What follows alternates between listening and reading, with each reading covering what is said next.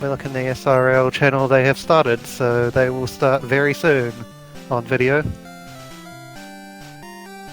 Again, Gymfreak is an established runner with a low PP of, according to the leaderboards, it's 154, but he's been on much better pace a couple of times and died pretty near the end, so we can expect a lot out of him, and Swags, as we said before, is a relatively unknown runner. We don't know what to expect out of him at all. Like, they're underway though. Like, this could end up being a close race, we never know.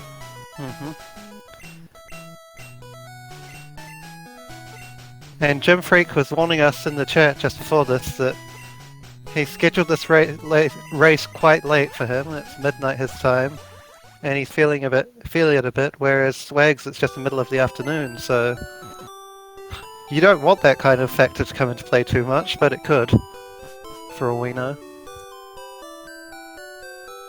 And Gymfreak has already taken a slight early lead just based on the early mashing.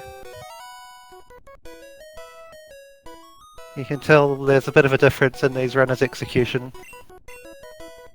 Even at this point, that's pretty interesting that there's even a little tiny gap. It appears that they're both playing on emulator, and depending on what controller you're using or keyboard, it can be quite awkward to mash. So getting a good technique can save quite a bit of time. Mashing does make quite a bit of a difference in this category. Like, you can save so many frames just by mashing efficiently. Yep. See, Swags was basically a whole text box behind already, which Pokemon text boxes aren't the fastest, so that is at least a couple of seconds difference. And Swags is also opting to name some names that take a little bit of extra time. Not that they will cost time in the long run, but they just cost a little bit of time to do right now. Yeah.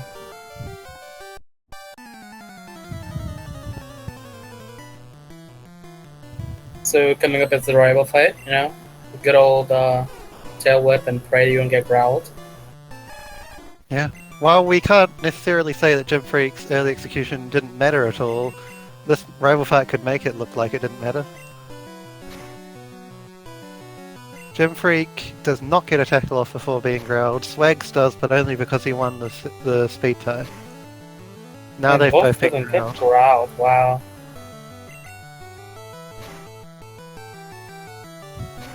Swags with that extra early damage though, and the critical just now definitely helping him out. It doesn't look like there'll be too much of a difference coming out of the rival fight, but you never know. There could be a tackle miss coming up. Tackle miss, more growls. Ooh, growl miss for Gymfreak. Yeah. So yeah, only a tiny difference, but Swags has made up the ground that he was behind and added a little lead of his own. We'll see how long it lasts. Probably not very long, considering the next section is Route 1 encounters. But then again, it could just get extended even further. Right. So, coming up here, we want to kill one Pokemon just to get Bubble at level 8. Yep. Both runners Preferably have, Rattata, I bet. yeah. Both of them have just encountered level 3 Rattata, which is generally the one that you will end up killing a lot of the time.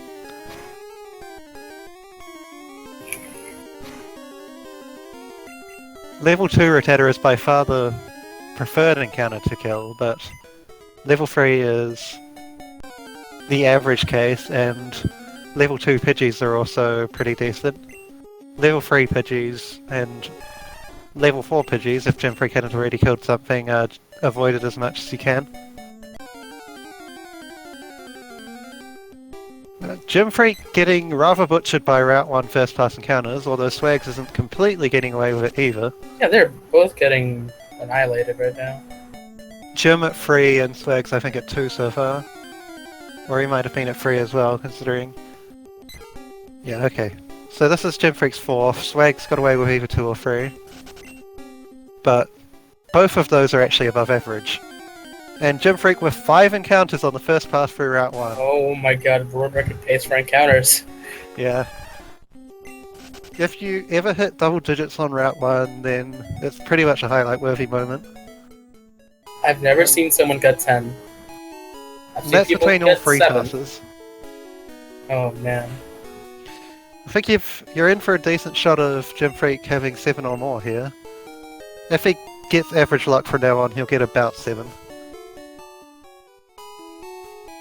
total, but who knows really. Swag's with a modest lead at this point, maybe about 10 seconds, depending on if Gymfreak gets encounter number 6 on the way down. See if Gymfreak opts to like move out of the way of the bush or walk through it. Yeah, he went well around. He is not having any business there. I don't disagree with him.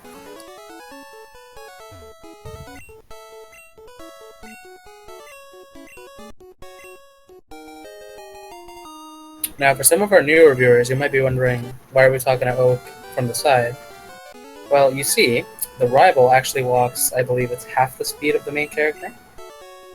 And the more he has to walk, the slower the cutscene is. So we position ourselves so that he has to walk less, therefore making the cutscene shorter. Yeah, he'll always spawn on the bottom tile of where the screen is, but if we talk to Oak from the side, then the screen is higher up. And so he starts higher up.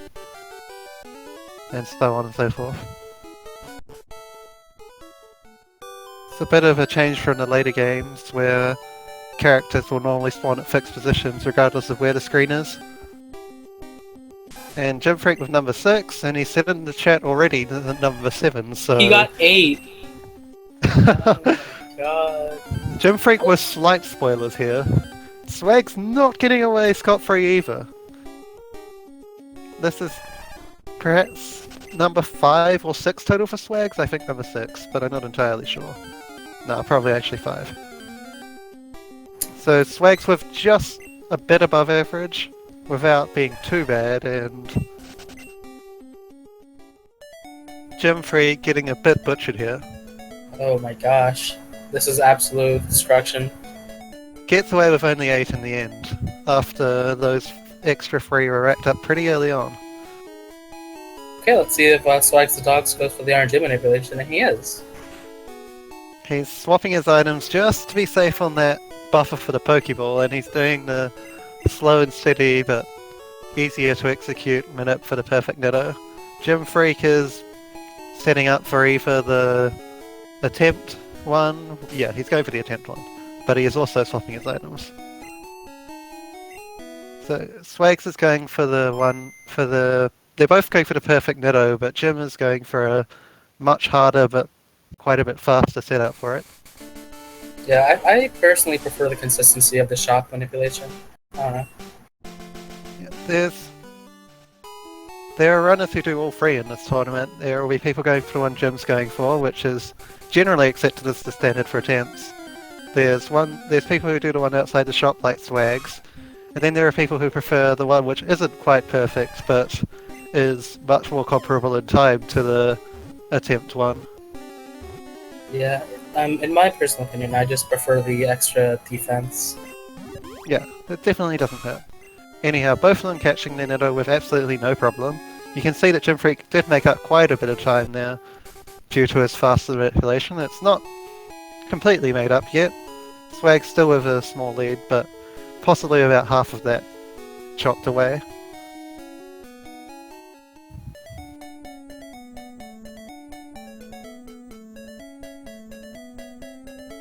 So coming up we have Viridian Forest. Our runners are going to be taking a very specific path through Viridian Forest to minimize the amount of encounters that they will get. Yeah. There is a very advanced strategy where you can actually manipulate right off the end of the Nidoran to try and get no encounters here while also saving a few steps, but because both of them already had a potion, neither of them will actually be doing that. It's designed for attempts where you never have a potion when you catch Nidoran. And Swag's actually with the encounter in the forest, which means Gymfreak has taken the lead.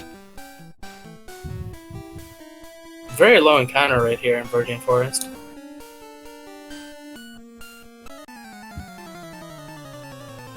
The average is very much either 0 or 1 encounter per run, so Swags has already had 2 before he gets to the Weedle guy. He can count himself very unlucky there. Although, to be honest, it pretty much just equalised him with Gymfreak's awful Route 1.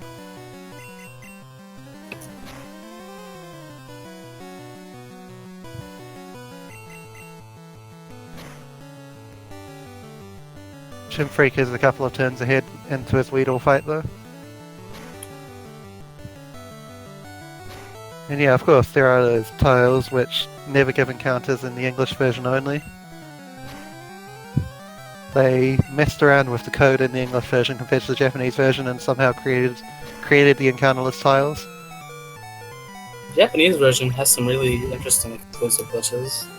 Oh yeah, it does have its own glitches of course, and English version did fix some bugs in the from the Japanese, but they also introduced their own little quirks like the encounterless tiles.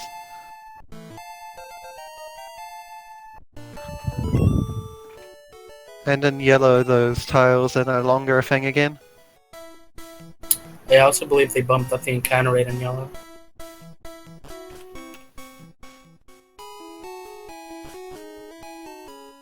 They bumped up by a lot, yeah. Presumably to let Pikachu grind for Brock and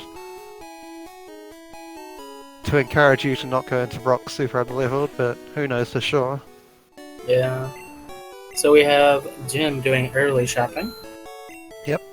Swags has no need because he picked up the Weedle Guy potion.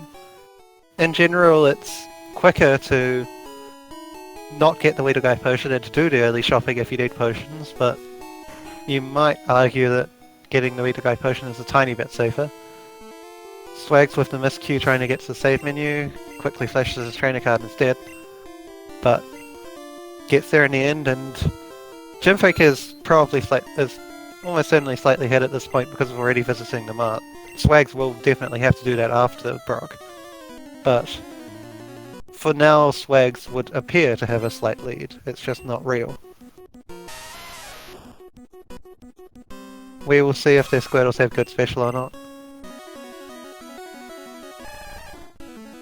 And Swags does. Gymfreak gets the ignominy of being crit by Geodude, which is a very low chance, to put it lightly, while also having bad special, so the RNG is not being very kind early on.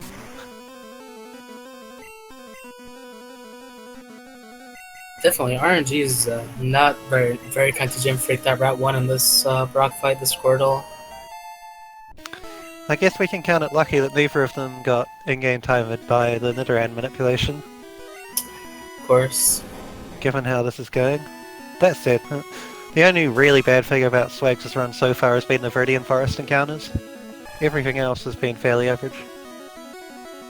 I'm pretty sure both of them got YOLO Ball. Yeah. Both of them went fine on the manipulation. That's the only real part where luck could have gone against them and didn't so far. Although I guess the Weedle fight went relatively smooth for both of them as well. And Gymfreak with the death. Oh. So now Swags with an actual lead. So the problem with having bad special on Brock in terms of races is that if he charges Bide on the turn you use your first bubble, and he then gets a short Bide, which is a 1 in 2 chance, he can unleash energy before you can then finish him off. And there's absolutely nothing you can do about that. The only way to get around it is to manage to lower his speed 2 times in a row with bubble, which is an extremely low chance. So it's complete luck. You need to either get that absolutely ridiculous speed lower, or you need to get a free turn Bide, or just not get Bide at all, which is obviously the preferred solution here for bad special. But that sets back Gymfreak by a lot. Okay, so now we have Swags and starting Route 3. Let's see how his Bug Catcher fights go. And to answer a question from chat quickly, the starter, the Squirtle, has completely random stats. And these guys will just be running whatever Squirtle they get, at least until the point where they completely switch to Nidoran, which is now in Swags' case, and as soon as he beats Brock for Gymfreak. Oh. It's happening again. 1 in 2 chance, Yeah, albeit he got the first speedfall this time. There we go, double speedfall, so even if that was a short bite, it didn't matter. He got out of it this time. Although I think you might need to have a certain amount of speed on your Squirtle to make even the double speedful work, but I'm not entirely sure on that one. But Gymfreak is not set back by another minute. He will just be the roughly one fight behind Swags.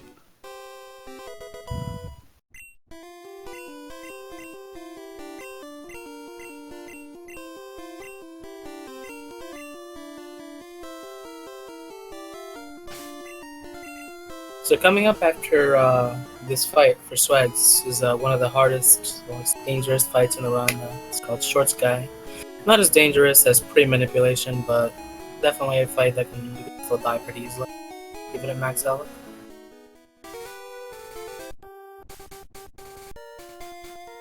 Yeah, pulls out the save. Not really unexpected.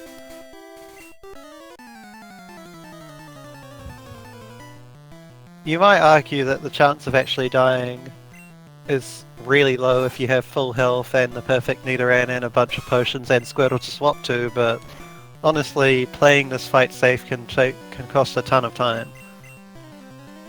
So even in some cases it would be better to just save rather than having to mess around with switching out to Squirtle.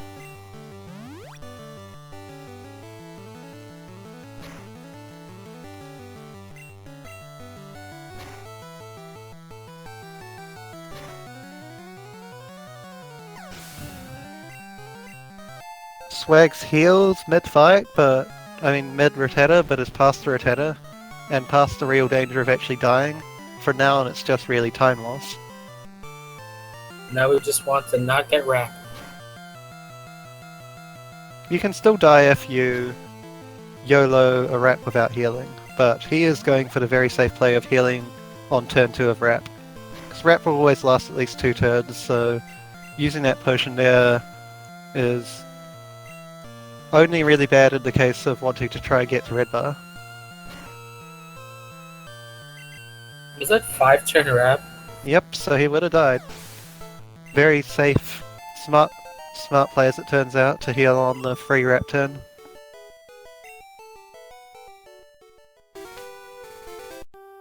He probably won't be in Red Bar for this route, but he probably wasn't going for it in the first place.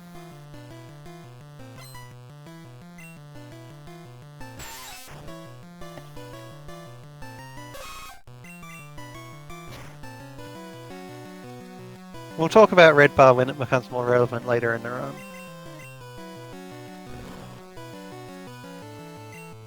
For top attempts, getting into low health for Red Bar might be is probably relevant even on this route, but for anything below the top end of runners, it's generally not something you consider until quite a bit later. Swags is winning. So. Yeah, Swags with a marginal lead right now. Gymfreak being wrapped as well. Does not opt to heal, so he's already in Red Bar himself. This is... okay, not all that risky. He can't die in one turn. I think he's gonna go for it. Yeah, he would have only taken 5 from Raph, I think, so he was perfectly safe there. The critical would have done either the same amount of damage or less. Because of how funky criticals are in Pokemon Red and Generation 1 in general. We just saw a Gen 1 miss on Swags' screen. Gen 1 missed a pretty inconsequential move, but it does put him down one more Horn attack. Could be inconvenient. He might have to tackle this upcoming fight a little more. I think I saw him having 8 Horn attacks before he Gen 1 missed that one, so if he has 7 here, it'd still be fine. Okay, he's only got 6, but really in most cases, he's perfectly fine here. Does get the String Shot. He's slower than Caterpie now, but because he only got String Shot once, he's going to be faster than Metapod, so he'll be able to get in full damage Horn attacks instead of Metapod being able to use Harden before he uses Horn attack each turn. Which means that he'll be absolutely fine with his 4 Horn attacks, probably only really needs 3 of them. The String Shot in fact will even boost his damage, not quite enough to get the free shot, but it was definitely possible. And he can finish off with tackle there, keep that one horn attack for level 8 Pidgey chance, as our fellow commentators have mentioned in previous races. So let's see if we get a Jigglypuff here. Yeah, that would definitely equalise things a little, but no such luck in case of Gymfreak's case, I suppose. Opts for the tackle on the level 5 Spearow. Now, it is a little risky to tackle level 5 Spearow, not because it kills in any, not because it kills without a critical in any reasonable circumstance, but because it can kill, or because it will always kill with a critical. Whereas Poison Sting will still do a decent amount of damage considering how weak a level 5 Spearow is, and almost certainly won't kill with a critical hit. So generally you Poison Sting level 5 Spearows, but Tackle is faster in the case where you Poison Sting and it poisons. Because having the bird die while you're walking is slow. But otherwise you probably want to be Poison Stinging the weak Spearows. So what did Gymfreak fight that extra trainer? Oh yeah, he's setting up for Mega Punch strats. I suppose he feels he should at this point, considering how much ground he lost in the early game. Plus, he had decent health for it, I think. He fights the extra last. He's setting up for a different experience route through this part of the game, which allows him to skip fighting one of the trainers in Mount Moon, and also do more manipulations, so that he has less chance of random encounters.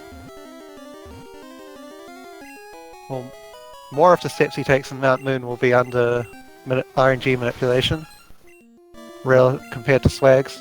But Swags gets the random Paris. The God Paris? The random Paris? Yeah. Opts to catch it, you may as well. It means that you're not pressured to try and get the YOLO ball on the later Paris, which can be a slight issue for the more inexperienced runners in the tournament. And even for top runners who are just having an off day. Yeah, Paris Yellow Ball, for some reason, is a little more difficult than Nidoran Yellow Ball, but... Yeah. Now he can actually opt to kill the Paris that he gets at the end of the manipulation to get a thing we call Mount Moon experience. If you manage to earn a certain amount of experience by killing encounters in Mount Moon, you can get a few extra advantageous levels on Nugget Bridge, and also use your rare candies one fight earlier to get Fresh a fight earlier, which saves a turn there as well. But those extra levels will also indirectly save a few pieces of turns, depending on your luck and well, not your execution, but your luck on other parts of Nugget Bridge. And as Osu in the chat is saying, it's 138 that he needs. Killing the Paris at the end of the normal manipulation will give him 100, and that level 8 Zubat was good for the rest of it. So I assume this is the Mega Punch manipulation that he's doing right now? Yeah, Gymfreak's, well, not doing the Mega Punch manipulation yet. He's setting up to get his Paris before the Nerd. This is to catch, because the Mega Punch route requires you to kill a Paris later on. So the Paris you get at the end of Mount Moon is killed instead. Meaning we have to manipulate another one to catch to use for our Cut and Dig Slave.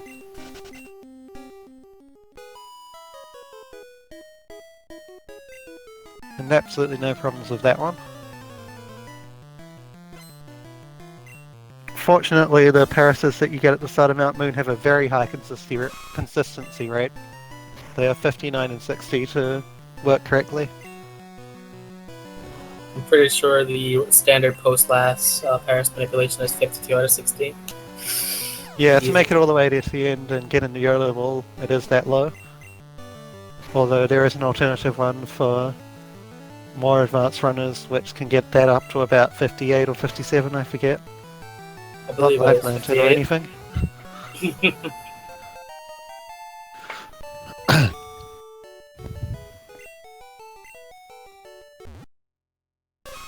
Hands off the controller for Swags, as he's opened up a pretty decent lead. Yeah. I mean, Gymfreak's Route 3 was at least decent. He did get wrapped, same as Swags, but I think Swags' wrap was longer. And they're both saving for their manipulation now, so... Well, they're both resetting for their manipulation now. Gymfreak is, of course, a few steps behind, and he still has to pick up the Recanian escape rope and walk around the lass, but... Provided that neither of them gets the troll in-game timer, they are not that far apart anymore. If Gymfreak executes correctly, then he has a much lower chance of getting in-game timer than Swags, but unfortunately it seems like he probably made an execution mistake and realized it straight away because he's reset without getting an encounter first.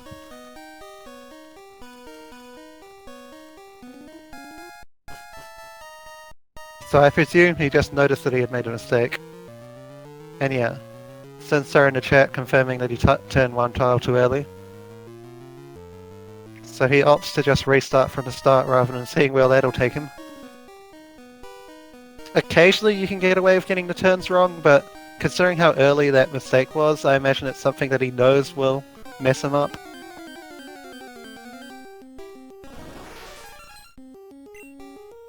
Swags has made it all the way through the minute. Is gonna kill this one for Mount Moon XP. Yep. And I was wrong, this is actually level 12 Paris, which is 120, which really just makes it even easier to hit that 138 that he wants. It means that any encounter would have done the trick. Not that there are very many encounters in Mount Moon that give 38 experience or fewer to begin with, but 18 is pretty much the amount you get for a level 3 rotator on Route 1, so... Any two encounters really, or that Paris and any one encounter. So, the bomb stick, could you tell me more about the difference between the Mega Punch route and the non-Mega Punch route? Well, yeah, we can talk about Mega Punch. It's another physical normal move. Well, I guess it's implied because this is Gen 1 that it's physical, but it's a normal move with higher power than Horn Attack, but also not perfect accuracy. But first, we'll just quickly touch on what Gymfreak's doing now. As we said earlier, he's killing the Paris to get the last little bit of experience he needs to evolve into Nidorino before the Rocket. Because fighting this Rocket as a Nidoran, while it's possible and definitely winnable, it's not pleasant. Not something you want to be doing, and it also messes up the experience later. By killing this final Paris, he's on fairly similar experience to what Swags is. Swags killed the two encounters to get to the high experience route, but if he hadn't killed the encounters, then they would be on pretty much identical experience. But yeah, Mega Punch itself, like I was saying, is another move that Nidoking can learn for a TM, and it is quite a bit more powerful than Horn Attack, but also has a fairly substantial chance to miss. And so, with Gymfreak having not healed at the center, he has almost no Horn Attack, so he'll be using Mega Punch instead for the most part. I think he might just plain have zero at this point. Then Mega Punch will get him a few extra one-shots like this Rattata, provided he hits it. And he did, so good start. But every miss will obviously give the opponent a chance to troll him.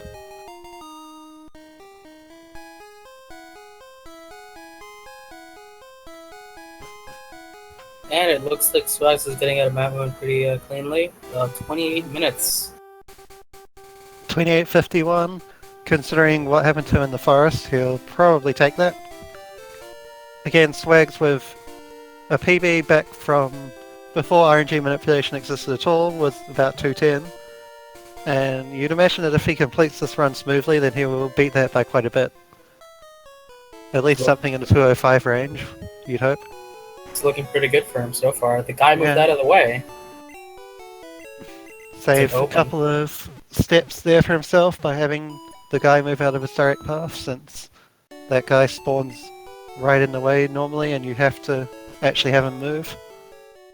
And there's always the chance that he moves in the same direction that you do when you're close by, just to waste even more time. Well, they won't be stopping this speedrun because they saw a shiny, because there aren't any shinies. In Gen 1 at least. But in general, no. Speedrunners might catch the shiny for the sake of having a shiny, and some runners will run with shiny starters even if they have bad stats. But that really depends on the runner. Some runners will just make a point of killing every shiny they run into.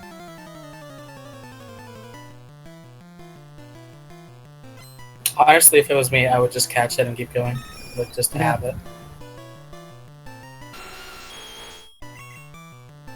As for the person who's saying, do we have to actively avoid glitches? No. For the most part, Glichless in this run is, like, more similar to no major glitches, no intentional glitching. There are some things that you could probably consider glitches that we run into purely by chance, like there are some random sound glitches that can happen from time to time, but those aren't considered to be violating the spirit of the glitchless category. There have of course been some debates over the category name and what should and shouldn't be allowed, but for the time being the rule set is relatively settled. Of course, with Pokemon Red being such a fun game with very high stability, there's a chance that more discoveries might happen in the future, but for the time being I think everyone's roughly on the same page when it comes to what is and isn't a glitch. And the chance of the speedrun. I mean, for the speedrun.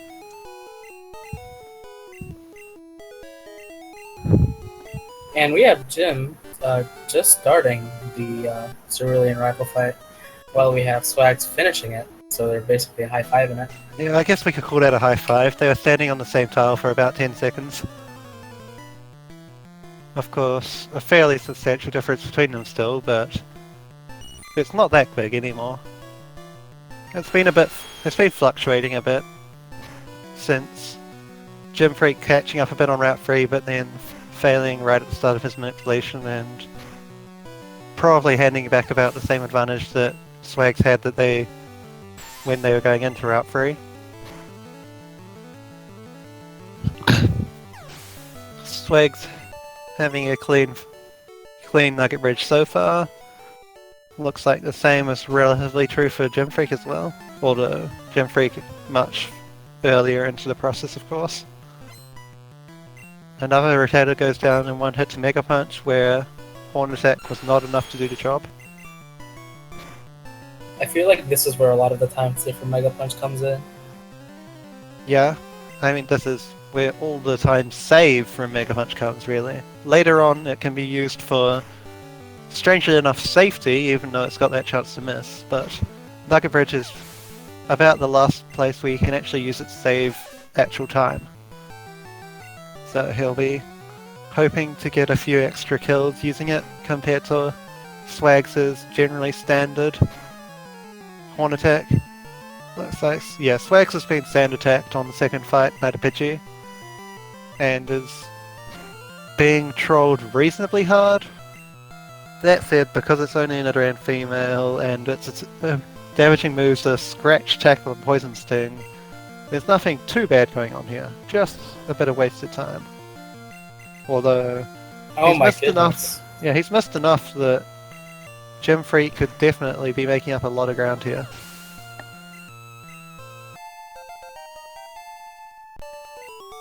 We see Swags leveling up to level 20 after this fight instead of after the first Pokemon in the next fight. That's another small consequence of higher experience and allows him to safely one-shot this Rotator with Horn Attack. And Gymfreak has definitely caught up a bit, provided that his last fight doesn't go to complete trash as well. We'll see Mega Punch on Pidgey, but it wasn't using Sand Attack anyway. And the Mega Punch secures the one-shot, which Swags was unable to get. But fortunately for Swags, even though he misses the damage range of Horn Attack on the Ekans, the rat misses. And so he doesn't lose any more time other than the extra turn to finish it off. Gymfreak through last with no problems whatsoever, so that is quite a lot of ground made up. You can The definitely second, see Jim chipping away at that lead, that's what says. yeah. The second less I don't think plays so nice with Mega Punch. I'm not sure if the level 16 Pidgey is guaranteed to die to Mega Punch, but there's a shot. And Swags gets sand attacked again by Pidgey number 2 and says no thank you, not having any more of this, and opts to switch out to Spearow this time. Thankfully, because he had such a low level Spearow, it actually died in one hit, despite Pidgey being quite a weak attacker. With the higher level flyers, there's the problem that they just won't die for quite a while. But in this particular case, it lines up so that he only loses minimal time. And Swags has entered Red Bar, which will allow him to skip Jingles and Cries for a bit, but he probably won't elect to keep it. Given that the next fight, well, he probably didn't have to use that potion if I'm being honest, because he's about to use his rare candies as well, and he will one-shot this upcoming fight with Thrash. But he elects to play safe, I suppose, and he probably would have healed before the Machop Geodude fight anyway. Opts to teach Thrash over Leer, which is a little non-standard, but I'd imagine that he will be swapping it to first slot during either this fight or one of the next two. And they're actually synced up right now, albeit Swags having used his candies already. And we'll get a one-shot on this Mankey. Does indeed elect to switch Thrash into first slot. And takes what appears to be a slight lead out of the fight, but now Gymfreak has to waste, quote-unquote, waste time using his own candies. So it's a little more substantial than it would appear. Pretty solid venue by Gymfreak, wow. Yeah, Gymfreak is definitely a player capable of even better than he has right now, and he's already within the top 8 seeds in the tournament, PV-wise. In fact, he is exactly 8th in terms of who has the best PV.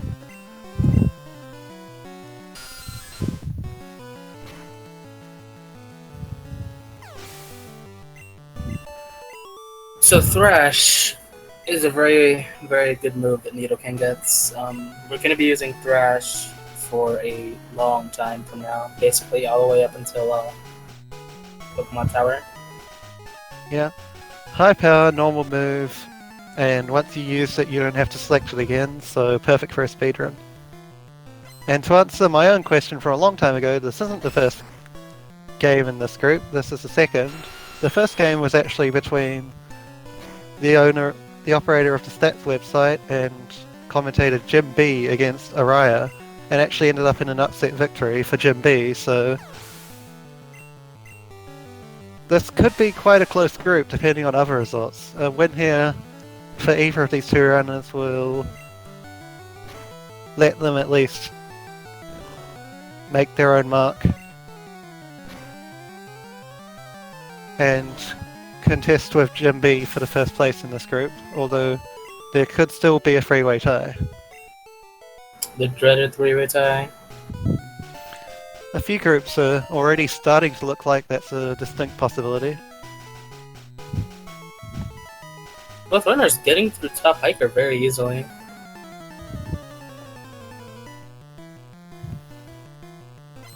Yeah, no problem whatsoever.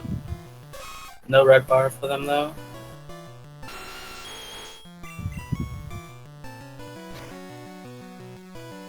Yeah, there's no real way to actively pursue Red Bar on Nugget Bridge, nor is it very smart to do so. Because generally if you do waste a turn to get Red Bar, then it'll lose more time than it would have saved for the rest of Nugget Bridge, since only madmen don't heal for Misty.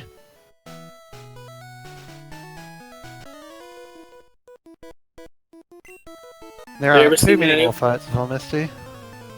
I don't think I've ever seen anyone go into Misty with red bar. Yeah, that's pretty much test strats at this level. Or free human, I mean. That would be the realm of tests only, because it's guaranteed that unless Misty X defends, she will use a water move on you, and you can never kill her in one hit. At least not the Sami, so... the chance of surviving from red bar is right down in the single percentages.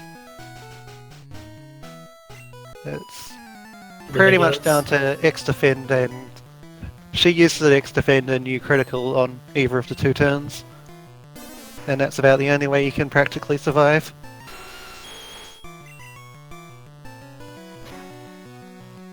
Very close race so far. Like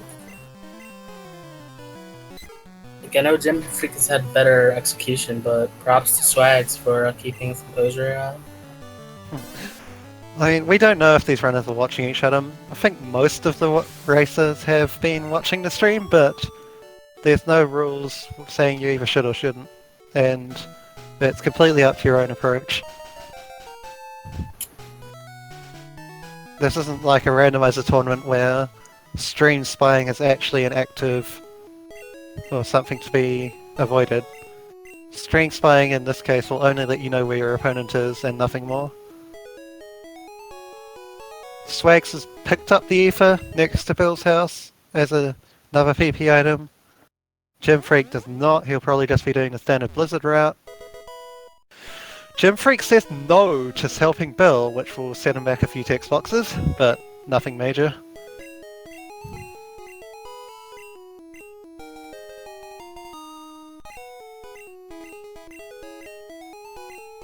But it does mean Swags will be a little bit further ahead as he gets his SS ticket and heads off to the Misty battle.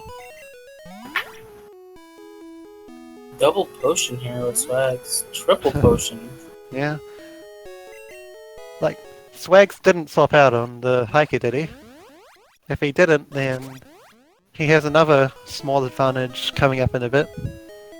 And okay, no, for some reason I thought that Gymfreak might have been using his last potion there, but no, he's still got 3 left, so no problems with item management. Yeah, Swags will have another small advantage coming up in after a couple more gym leaders, but I'll talk about that when it actually gets close. For now, they're both battling Misty and they're on even ground here. So Swags will be level 25 for the start of Misty, while Gymfreak will only be level 24. That would matter if we weren't running with perfect Nidoran stats, but since we are, the Staryu will die in 1 hit no matter what. Unless we Gen 1 miss, but there are way too many things where you could say unless we Gen 1 miss to talk about them all the time. You kind of have to assume that they don't happen, and if they do, then you deal with them on a case by case.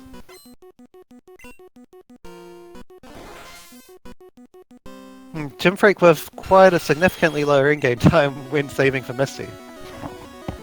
Probably down to his Brock death and his Mount Moon manipulation failure.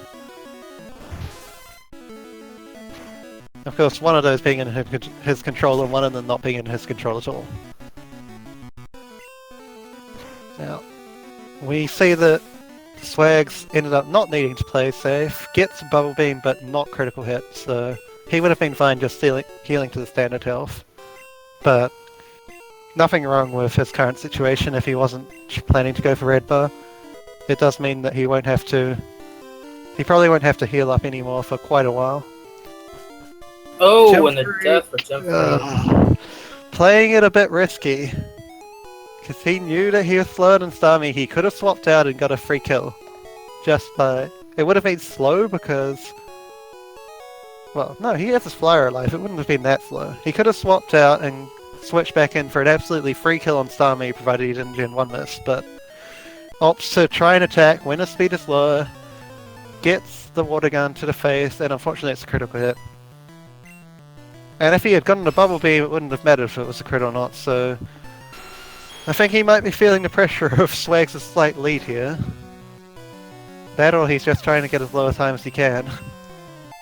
There might be some pressure from the times of people like Flutz and Decon, who have already mustered quite decent race times so far.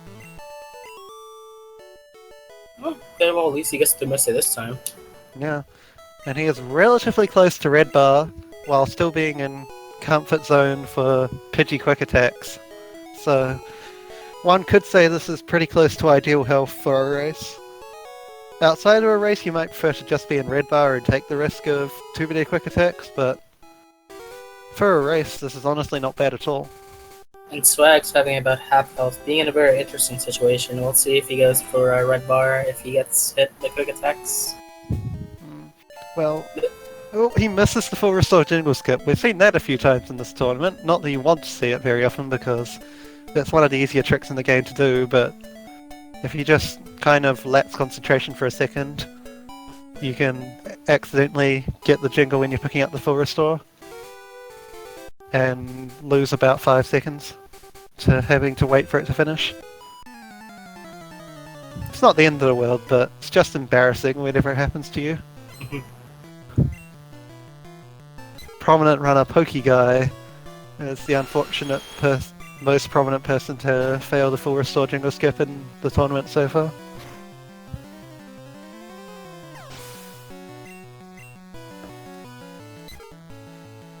Hopefully see Gymfreak get it without any problems. Make up a tiny bit of ground. Swags with absolutely no risk on these next couple of fights. He might accumulate a bit of damage, which will influence what he's doing later on, but from 40 health there is almost microscopic chance of dying to any one of these random trainers with level 16 normal Pokemon. Gymfreak with Jingle Skip, no problem.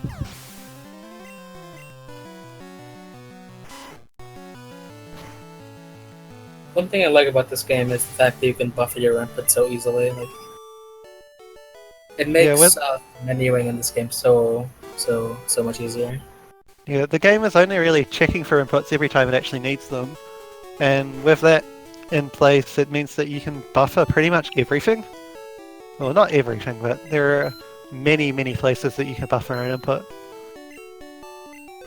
And a lot of them are useful to make the speedrun go faster. You can almost make yourself seem like a TAS at times with how smooth some of these menus can look if you practice them enough. Yeah, when you watch top level runners, like, their menuing is ridiculous. We see Swags hesitating a bit at the shop, but eventually opts to buy free super potions, free repels.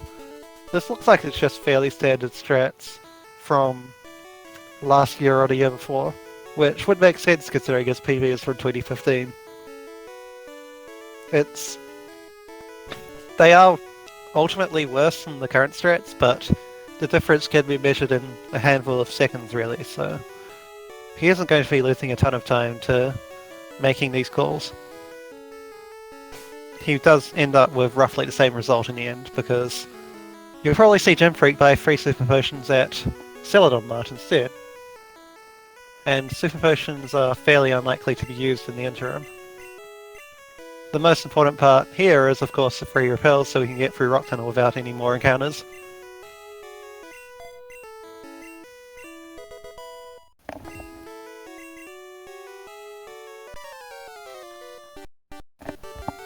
And here is the boat rival fight. A very tough fight for top runners who are trying to juggle around red bar, and otherwise pretty free. You can't really go all that fast on this fight without taking some risk. To one-shot the Raticate without Mega Punch, you need to use Thrash on it, and Thrash, if you use it that early, you'll need a 4-turn Thrash to kill the Ivysaur unless you critical it. But most of the time you'll just see people accept the 2-shot and use Bubble Beam on Raticate twice, like Swags is using here. And because of how bad Raticate's special is, if he did manage to critical the Bubble Beam, it would kill him one hit and save him back that turn.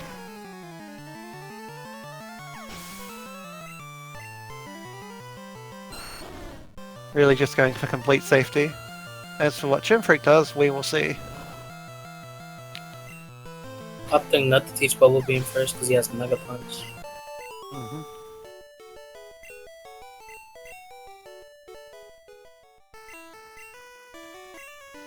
At the top level, there are a lot of corner cases everywhere where You might opt to teach Bubble even if you do have Mega Punch, depending on your health.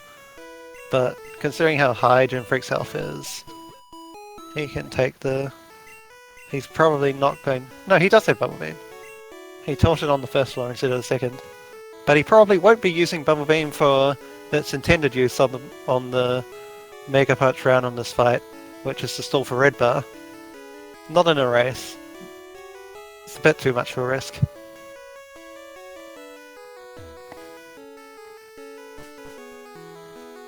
Gets the crit on Ivysaur, so ultimately he could have freshed Eradicate there, but he had no way of knowing that at the time. Plus the RNG probably wouldn't have been the same anyway, for all we know. I know, spilled milk and all that. What can you do? So, coming up for Swags is the Dig menu, the first of a series of menus we'll be doing. Yeah. From now on, we start swapping items around the inventory to be able to access them faster, and so these menus where we swap items and try and use other items at the same time are pretty much the most complex menus in the game, and can separate top runners from other runners by a lot. That said, Swag's already actually swapped Repel during the menu where he taught Bubble Beam, so he has a substantially simpler menu here. All he's going to be doing is setting FSHMs on his field moves on Paris. That being, of course, Cut, HM, and Dig TM. And cuts the error, or attempts to cut the error once there. Realizes that he's not actually facing the cut tree and corrects it. Bit of an unfortunate time loss, but hey. He's still in the lead for now. Let's see how Can's manipulation treats him. So this is the last of our RNG manipulations. The Can's manipulation allows you to basically skip doing the Can's puzzle at Surge's Gym, which is a giant luck-based puzzle. We have no way of knowing from the commentator booth whether he did the easy version or the very slightly harder version. The very slightly harder version has a tiny bit higher chance to work. But we don't have audio, nor do A-presses actually produce any kind of audio, so we can only assume that he did the simple version, which is a 57 and 60 chance to work, which is nothing to scoff at, but any kind of improvement in the chance to make an RNG manipulation work you generally take, if you have the ability to do so. Gymfreak, I would wager, probably did the more advanced version. But either way, the probabilities win out and both of them succeed with no problem.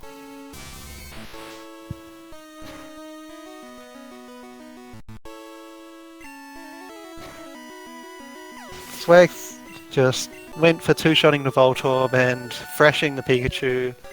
No problem there.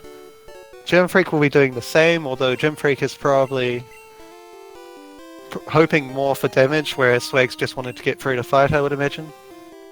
Gymfreak criticals the Voltorb, which means that no chance of damage whatsoever apart from that lone quick attack from Pikachu. So Gymfreak probably a bit further away from Red Bar than he would like to be.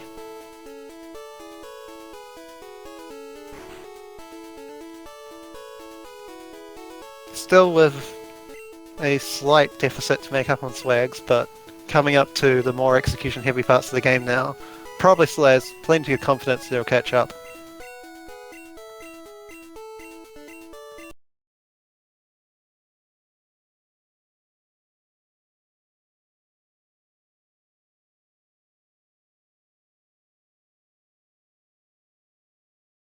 So a quirky thing about houses and buildings in this game is that you can actually dig out of some buildings. Yeah, you saw them dig out of Bill's house earlier, and now Swags is just dug out of the bicycle shop owner, not the bicycle shop owner, what am I saying, the Pokemon Fan Club house, and he's now going to the bike shop to get the bike, of which he obtained the voucher from the president, of course. Showing us the trainer card again.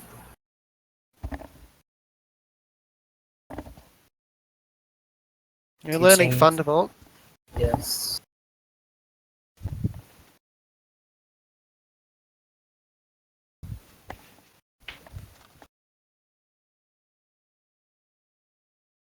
So I think it's a given to say that any lead at this point means pretty much nothing.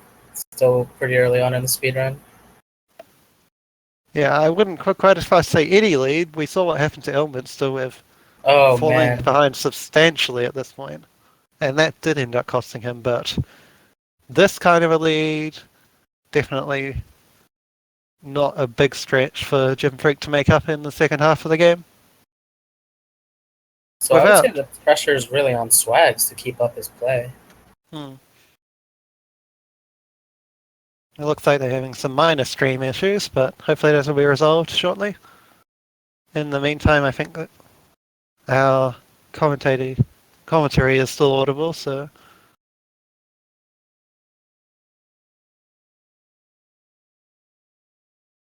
we'll see Swags going through the 14 fresh fight. He actually opted to save before it, whereas Gymfreak has Mega Punch, which is the only move other than Fresh that can actually one-shot that Oddish.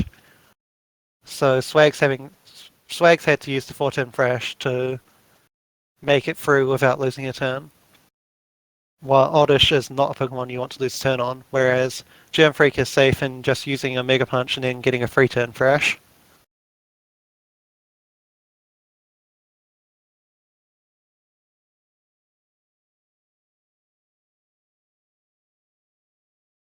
You're just getting the refresh on Swag's stream, I imagine, to fix the game audio.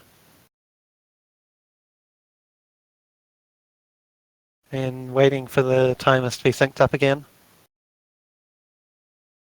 Or, well, I imagine that will happen.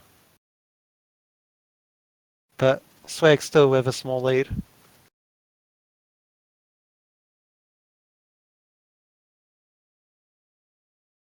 There's just a slight difference in the timers on the streams that we're seeing right now. Yeah, you can definitely tell that Swags is using the strategies from earlier on though.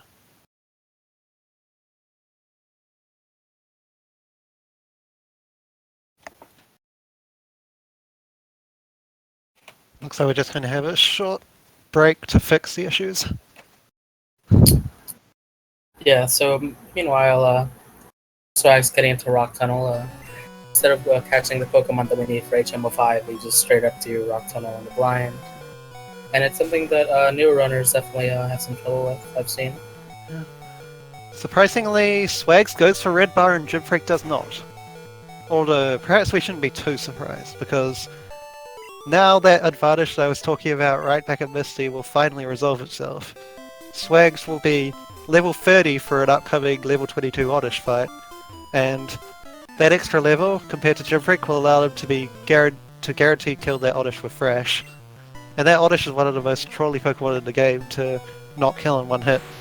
So, Swags can safely take Red Bar through Rock Tunnel, which allows him to skip all the jingles and Pokemon cries while it's active, with confidence that he'll one-shot everything, provided he doesn't Gen 1 miss.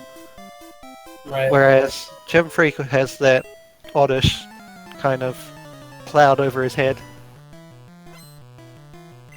Saving for Oddish. Yeah, still saves. There is no real... I mean, you're at the health that Gymfreak has, he's almost never actually going to die to this fight, but he can still lose a lot of time. And as far as Red Bar goes, there is no Red Bar health. There's no health that's both safe for Oddish and also in Red Bar. So, plus the fact that his health was actually a bit higher than Swag's to begin with, he's just opting for no Red Bar in the split, it would appear. He does one-shot the Oddish though, so the trolls have been bypassed. Swags onto the part of Rock Tunnel which is the most difficult for newer runners. Comes almightily close to hitting an optional trainer there, I think, but manages to dodge the landmine, as it were. Does get the exclamation point in front of the hiker. It's slightly faster to talk to trainers rather than have them come up to you every time because of the exclamation they make, plus the fact that they move slower than you do. That said, it probably won't make any kind of significant difference that he got the exclamation point.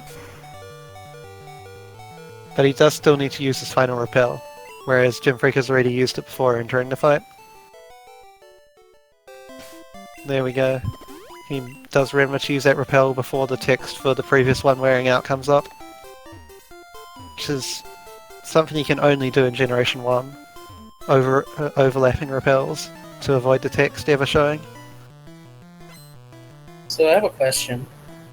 I'd ask if you could go into Red Bar a little detail for some of our new runners. Yeah, we can talk about the basics of Red Bar. If you're below roughly 1 in 5 health, a little more precisely 5 in 24, your health bar, if you're playing on Pokemon Yellow or Super Game Boy, actually turns red. And when you're in this kind of red bar state, regardless of whether your health bar is actually red or not, you skip other jingles and cries because of the red bar music constantly playing in the background. So it skips like other sound effects so that they don't get distorted. Granted, some of them don't get skipped properly, and you do hear them get distorted. But most of them are skipped are either skipped or the wait for them is bypassed. And so Red Bar saves a significant amount of time in the speedrun. On the order of minutes in this game. Pokemon Yellow, they changed the mechanics of Red Bar to not skip cries, so it becomes slightly less important, but in this game, getting Red Bar is pretty much the integral part of getting a top time, apart from obviously execution of your menus and your strategies. But you do have to get lucky at times to get Red Bar at the places you want it, and in other places it's more consistent. Swag's lining up to get the hidden elixir inside the underground, and also getting the nugget apparently. This is definitely a safety play as he hasn't wiped out at all. Maybe just in case money. Yeah. So here's Celadon City. We're going to be using Celadon City as, say, our hub for the rest of the run. We are going to do our shopping here at the Mart, and we're going to be buying a ton of items. And right after this, we'll be doing the most elaborate menu of the game, which we refer to as the fly menu. Yep. Start off with TM07 teaching the move Horn Drill, which might just come in handy a few times. Not entirely sure about that one. Just a little bit. Swags realizes he has that extra nugget, needs to sell it to not get full on inventory later, even if he didn't necessarily need the money yet.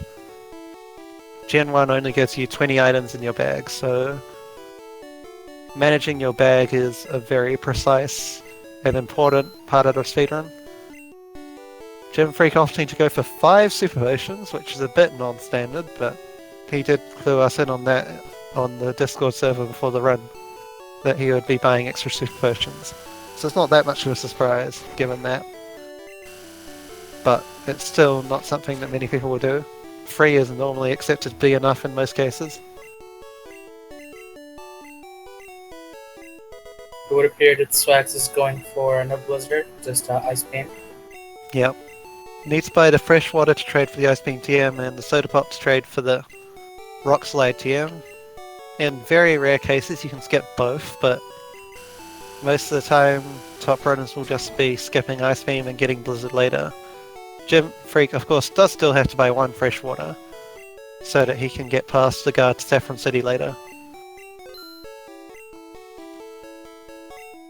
Not entirely sure what Swags is going to be doing with his extra money here, although he does buy slightly more items than he actually needs. But he's still got a lot of money left over that will just be kind of sitting there. Perhaps just wasn't entirely confident in managing his shopping correctly and wanted the 5k to be safe. You can see that Gymfreak's execution has caught him up quite a bit here. They were synchronized in the... well, not quite synchronized in the elevator, but very close, and we might see Gymfreak overtake Swags at the fly menu, but he opens the King stats, and so we might have to throw that one out the window. But I would definitely say that fly menu is one of the things that I practiced most. Like, fly menu is just such a long menu. Like, when you're first starting out, like, it seems so daunting, but as you speedrun the game more, it just becomes second nature. Until the route changes and you have to learn a new one, which is pretty much the power of speedrunning any kind of RPG. There's route changes that mess with your muscle memory. But you still get benefit from learning it each time. It's not like you're suddenly a worse runner or anything. Swags is already behind, actually. I forgot just how much shorter the fly menu is when you're on Blizzard route. Since you don't teach Horn Drill immediately, and teaching a move actually does take quite a lot of time. So we see Gymfreak take the lead, for I think the first time since all the way back at the rival fight.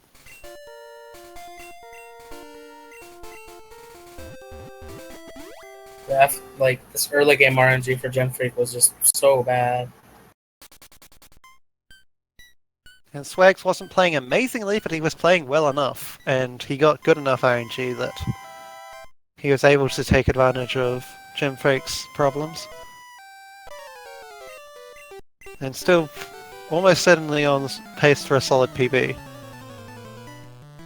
Granted, he may have gotten a PB better than his 2015 time of 2:11 in the interim, but this will be the first one to our knowledge. Swags thinking about it, realise it. 1 HP. Quite. Oh, man. I thought he didn't exec. I was so scared. He did exec. He accidentally selects Rock Slide instead of Horn Drill. Doesn't matter in the circumstances apart from losing a tiny amount of time because of the exact accuracy. But the real danger factor there was 1 HP and Pidgeotto being able to use Quick Attack, so opts to do another move swap in order to hopefully not make that mistake again. He seems to be a little unsure of the order he wants his moves in, but as long as he doesn't ever use the wrong move in a place where it matters, we won't be too worried about that. He's through to rival fight, but Gymfreak has already taken quite a bit more of a lead now. So, I think Swags is gonna YOLO these Ghastly fights. I think Karen might be giving me a bit too much credit here, because I'm not the author of the most recent Pokemon Red guides, but I'm sure Xarian will take your thanks nonetheless. I did make guides a long time ago, and in theory they could still be used to do Pokemon Red. I guess that might be the case, but Xarian is definitely the author of the best Pokemon Red speedrun guides for the new generation. And if you are interested in learning Pokemon Red yourself, you should head over to the speedrun.com Pokemon Red section, look at the guides page, and look for Xarian's beginner guide. That's definitely the best place to start. I learned from Xarion's Premanip beginner route.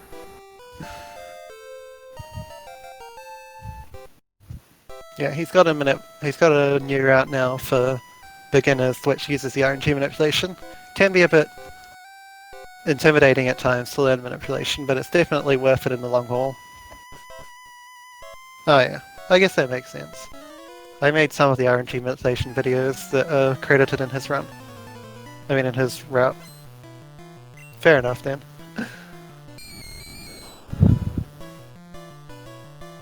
There are a lot of people that contributed to the RNG manipulation right when it came out, and it just so happens that the first RNG manipulation for a perfect Nidoran was found by me, and it's the slow but steady one that Swags used in this race and is used in the beginner guide.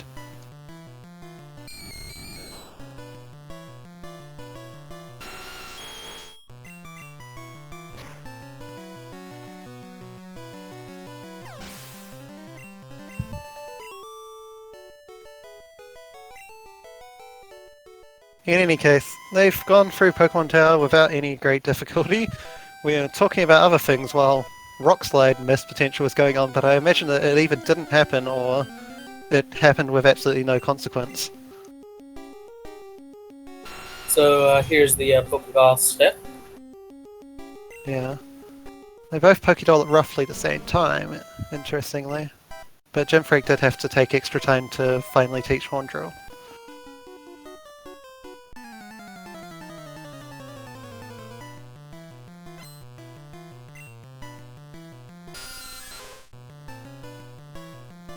So now they've got roughly the same moveset. What I'm interested in is where they're going to go after getting the flute. Oh. We can pretty easily predict it, although Swags could always prove me wrong.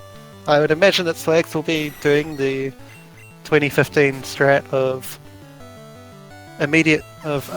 both of them are going to get the Poke Flute and then take the Celadon Center, but Swags will then probably go west and clear out Cycling Road for an item or two and visit the Safari Zone to get the Surf HM, whereas Gymfreak will head to Silphco first.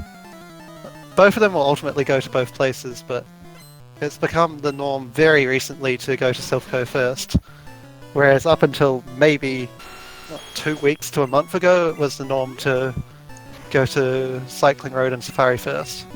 And given the strats that Swags has been using so far, you would imagine that he will keep following that same path.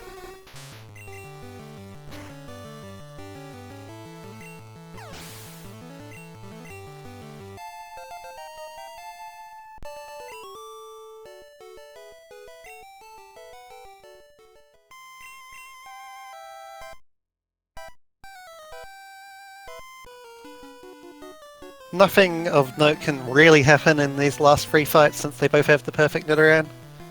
If you're using the imperfect Nidoran, the one that's very slightly off from perfect, you can have an extra damage range here on the first fight of the 3, but the only thing of note that can really happen here is that they use Fresh and it doesn't kill the level 23 Eradicate. Swags appears to have opted to use Horn Drill on this final fight, so maybe something notable can happen, because that's definitely not something I've seen before. But I think he must have just accidentally clicked Horn Drill. The YOLO draw? Yeah. Because didn't see him use the next accuracy, so he got a bit lucky there. But ultimately the result is the same. Not a big deal. A level 23 Rattata against your almost full HP Nidoking. I think the only thing that happened was the turn saved, that he hit it.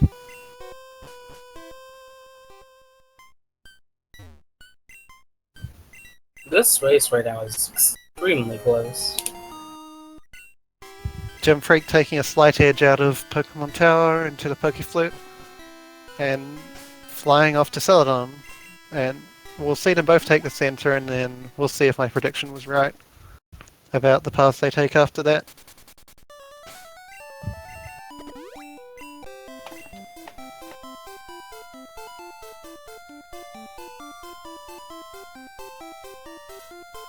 Indeed it was. We see the left-right split. And another trainer card flash out of Swags. I think this is like the 3rd time we've seen it. Swaps up one of his X items. His X items are going to come in a lot more handy in fights coming up. More dangerous fights than he encountered in Pokemon Tower. He did use a couple of X accuracies in Pokemon Tower, but it's fairly simple to get through without any if you really need to. Whereas X items become a whole lot more important in the next few fights. First he's going to go pick up a rare candy from Cycling Road, probably to PP up as well, to get an extra Horn Drill. And then also go and get Surf and the Gold Tea from the Safari Zone. But we'll focus in on Gymfreak since he's actually going to be getting into some fights.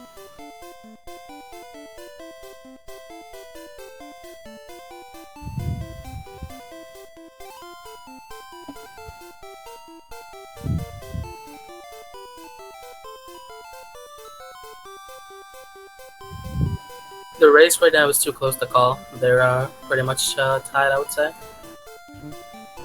Gymfreak is using faster strategies and generally has better execution, but in terms of progress, they are right neck and neck. And Swags opts to not get the PP up. Seems to... okay, he did figure out what he's doing eventually. This is old strats rather than being like anything non-standard, they're just older. He will...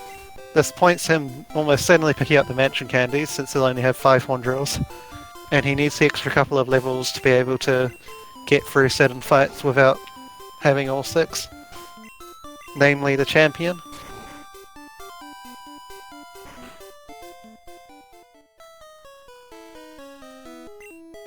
Gym following and a new strats. Why the Paris? We need the Paris for cut and dick. Yeah. The strats taught by the beginner guide are actually the new strats that Gymfreak is doing now. Like, Exarion has been very onto it and kept the beginner guide up to using the latest and best strats, so definitely big props to him for that. Making sure that new runners won't have to suddenly adjust all their muscle memory when they do opt to go for better and better times. Swag skipping the full restore. Interesting. Sometimes a good play to pick it up, though he might just be committing to buying full restores at the shop, of course, or going without entirely. Either one is a reasonable play. Risky, on the risky side, but not unreasonable.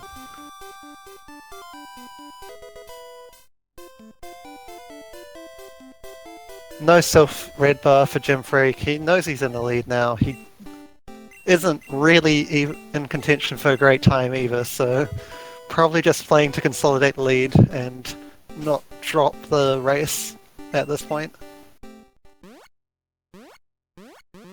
Had a bit of a scare in early game, but he's managed to get his execution on par. Not sure Swag's a bit thrown off by his fly point not being in Celadon City because he forgot to take the Pokemon Center. It's not going to prove any consequence since he didn't get into any fights between then and now. The only thing that lost him is a bit of time having to fly back here from Cerulean.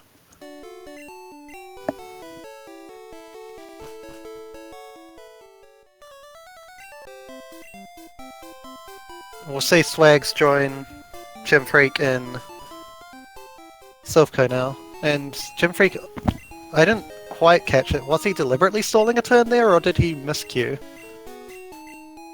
Since he got Growl the first turn and took another turn on the Cubone somehow.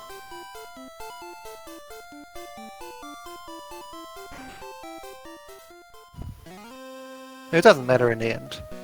He's definitely now in range to die to Wheezing Self-Destruct in a wee while. And not really in range to die to the upcoming Hypno. If Hypno crits at 52, can you die? Yeah, you die by a long way if he crits, but with Hypno being quite a slow species of Pokemon, and with Gen 1 basing crit rate on the base speed of the Pokemon species, Hypno crits aren't something you can really play around, especially with it doing about 75% of your health. In all honesty, if you're in range to survive a critical from Hypno, you're probably not guaranteed to die to Wheezing Self-Destruct. And that is ultimately a bigger problem. Definitely. Not dying to Wheezing is like thing. We see Swags going for the old strats, as we've been saying for a while now. He's following an older route, which is a bit slower, but not hugely bad. He's fought the Rocket, which guards Earthquake and the Rare Candy. He's gonna save the Rare Candy for a bit later and teach Earthquake immediately, which does allow him to one-shot the Arbok, which Gymfreak had to two-shot with Thrash a little earlier, but having to do that fight does ultimately cost you time. Gymfreak's going to be heading up to that same room now, but because he's already beaten Giovanni, all the rockets have despawned, meaning that he can just walk right in there and grab Earthquake without having to do the fight with the Machoke.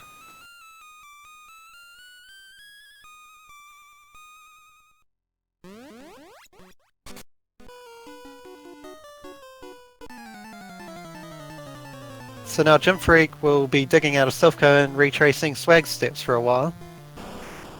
We'll see him go into Koga's gym first, of course, but before that he needs to grab his own rare candy, HMO free surf, and the gold teeth. But in addition to that, he will also be grabbing the PP up to get 6 Horn Drills.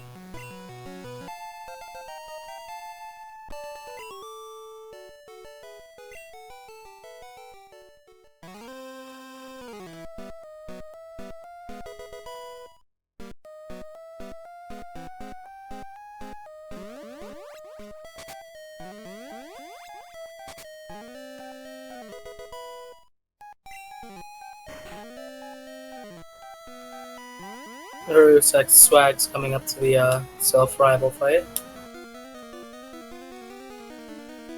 He could surprise us and go for some kind of red bar. He surprised me a little going for the rock kind of red bar, although self bar is quite another proposition. There are a lot more fights that you risk when you're in self red bar. You risk a chance of dying. Yeah, I didn't see him safe, so I'm gonna say for him. Yeah. He was entirely safe to go to rock tunnel red bar actually, barring Gen 1 misses or lots of critical hit quick attacks. So almost certainly just going to use X accuracy, X speed. He'll use the X special just so that he can save some Horn Drill PP on like the Gyarados, I imagine, but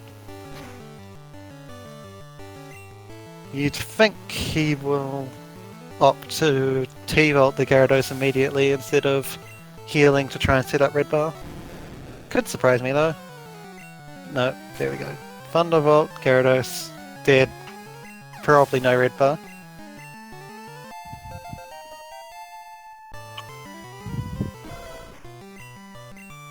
We've got Earthquake here. You can kill the Growlithe with other moves, and the Alakazam following it, but you do get to save 1 elixir by having Earthquake at this point in the game. Swag will only be using 4 PP items in the run, whereas Gymfreak is going to be using a total of 5. That still doesn't outweigh the fact that Swag's had to do the Machoke fight, but it does mean that it's a trade-off and not just not doing the fight being a lot faster.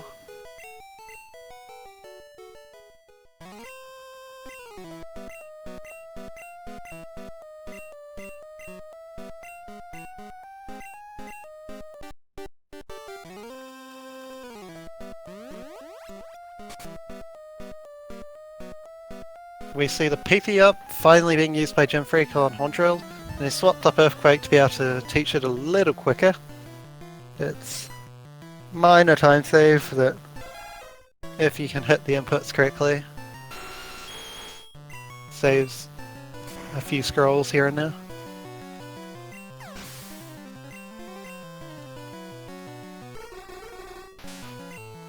I would say at the end of Koga we'll know who's really in the lead. Yeah. Swags will be opting for some slightly slower strats after Koga as well, but at least their routes will be roughly synced up at Koga. They have roughly the same move set now, I should say. Swag's having Ice Beam, of course. And there's another Stat Flash out of Gymfreak, seems to be his trainer card. Trying to go a little too quickly, but nothing too costly. But yeah, Swag's having Ice Beam already also makes a couple more Pokemon a bit more comfortable. Whereas Gymfreak will of course be picking up Blizzard in the Pokemon Mansion shortly after this, so I think his moveset, his move slot that would be Ice Beam is actually Bubble Beam right now, but he won't be using it anymore.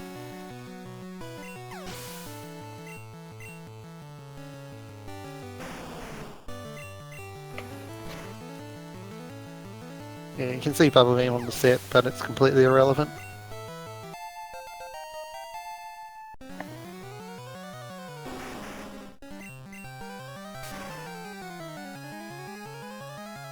Interesting, you see them both at the same level with both roughly the same health as well, albeit Swag's being a fight behind. And it is really just one fight behind, because after this he'll be digging out immediately without having to go and grab the Earthquake, TM and Rare Candy since he already has them, and he will go straight to Koga's gym and join Gymfreak there.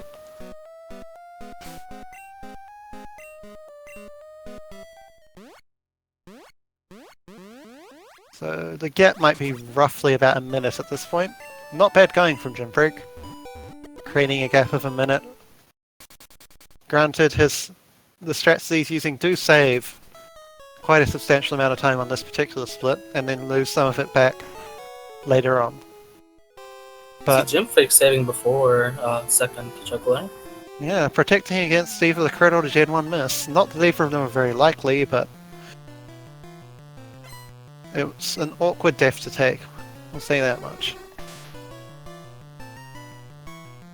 It's not something that you can recover from very easily. Not in terms of items or anything, but just Hypno is generally extremely slow to kill the rest of your party. If it does manage to crit Nidoking. Doesn't attack him at all in the end.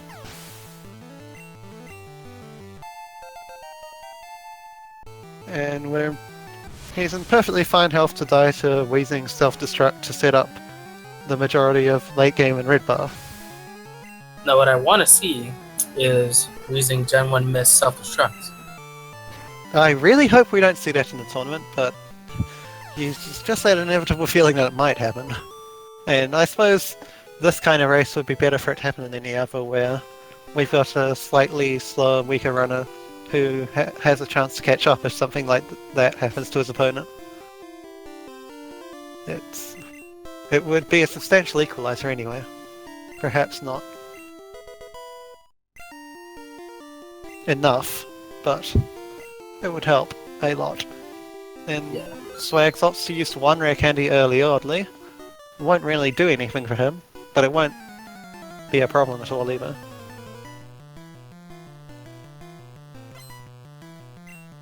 I use No a such candy luck. when I use the elixir there.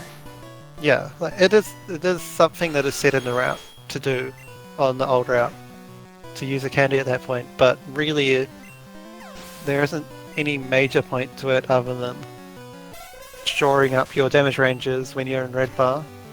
Or perhaps if he was very slightly too low health to survive a confusion that wasn't a critical, but he wasn't really close to any health thresholds. But Gymfreak is the first one out of Koga's gym by, again, perhaps around a minute, perhaps a little more.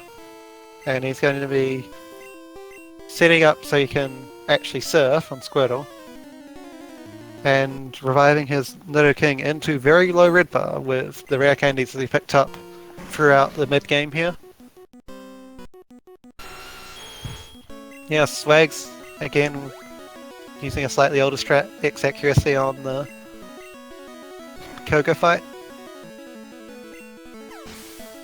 Nothing too notable about that. X accuracy is actually a really fast item to use compared to other items, and Horn Drill saves quite a bit of time to be used over Earthquake, so despite the fact that you lose a turn, you actually don't lose that much time at all over just using free Earthquakes. So he levels up to 41 before the Wheezing. Notably, he has 2 candies left, and he'll go to the same level that Gymfreak is, 43, so you can see that him using that early candy made absolutely no difference in the long run.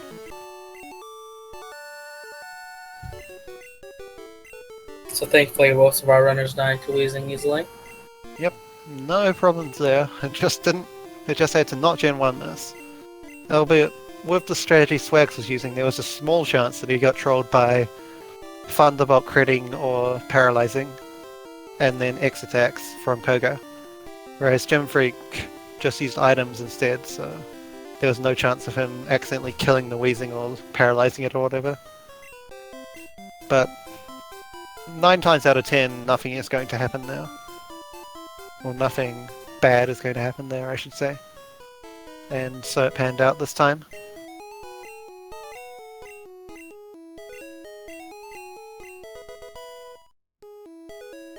But Swags will gain a bit of ground and also lose a bit of ground on this split actually, because he is almost certainly going to grab the extra 2 mansion candies, but Gymfreak had to teach Surf on this split and is also grabbing and using the Blizzard TM. So they're going to be doing a few odd jobs each.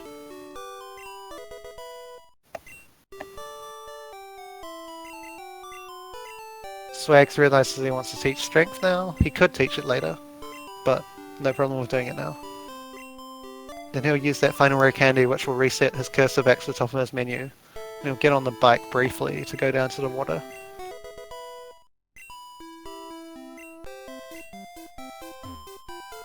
Unfortunately makes a slight movement error and runs into the woman.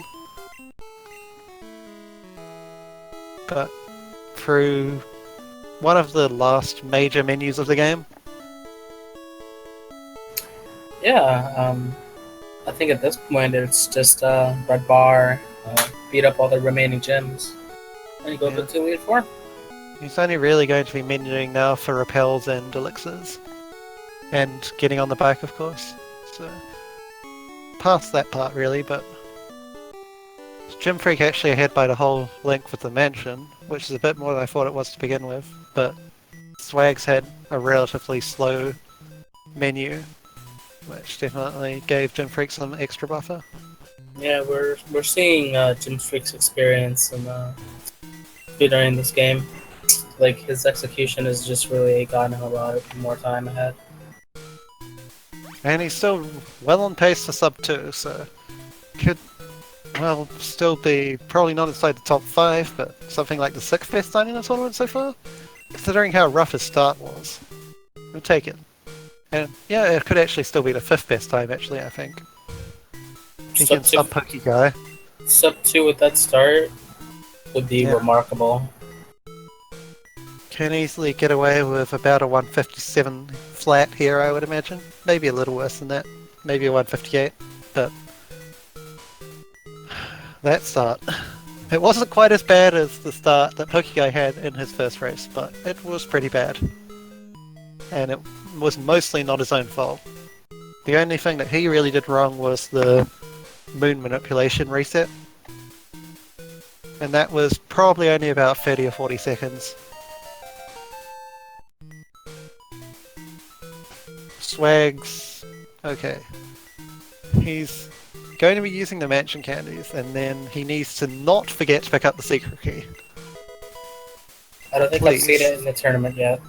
Yes, hopefully, again, it's another thing like Wheezing Self-Destruct Miss that you probably hope doesn't happen in the tournament for the runner's sake, but it would still be funny. Happened to me. Great. It has happened to some very, very good runners, so it's definitely a possibility. Although much less of a possibility now that most people are skipping the mansion candies. Which unfortunately means it would probably actually happen to a less experienced runner. But hopefully we just, I guess in that context, don't see it at all.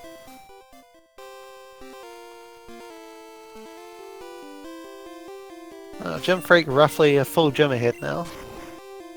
Although Erica being a rather short gym, only really longer than Sabrina's gym. And Swag's also with Ice Beam instead of Blizzard, so barring the Gen 1 miss, he doesn't have the chance to miss here. Whereas Gymfreak, if he had missed either the Execute or the Tangler with Blizzard, would have had the chance to be trolled. Didn't happen, but it's always a chance. Even with their health this low, they're not actually going to be killed by either Tangler or Execute, considering how weak those Pokemon are, but Tangler's got Bind, which is identical move to Wrap, really, and Execute can Hypnosis you, so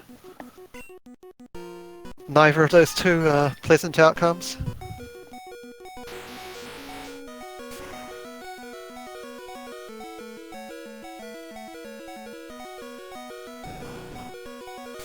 Since Swags has got the extra 2 mansion candies, he can just Ice Beam through the Erica fight with absolutely no fear. Gymfreak had to use Earthquake here, which is about a second slower each time. He could have used Blizzard and it would have killed, but of course it has that extra miss chance. And its PP is also a fair bit more limited than Earthquake.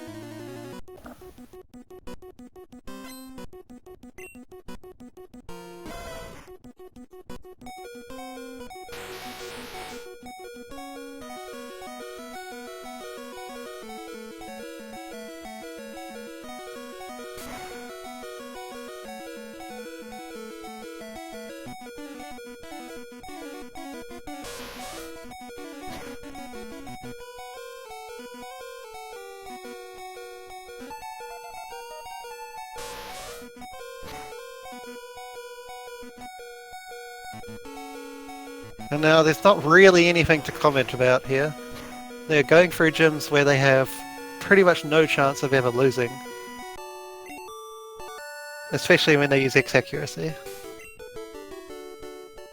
But they're both in Blaine's gym, Gymfreak just finishing it up, and Swag's about halfway through the questions. So at this point in the race, you'd imagine it's a done deal for Gymfreak, but there's still that odd chance of the Elite Four pulling out some really big trolls. And before that, Black Belt, yes. Between Black Belt and Lance, they could produce a swing big enough. It's only maybe a 2-minute lead at this point. So, one death to each of those, and this might be back on as a race, but we'll have to wait and see. It's not unheard of. Definitely not unheard of, though.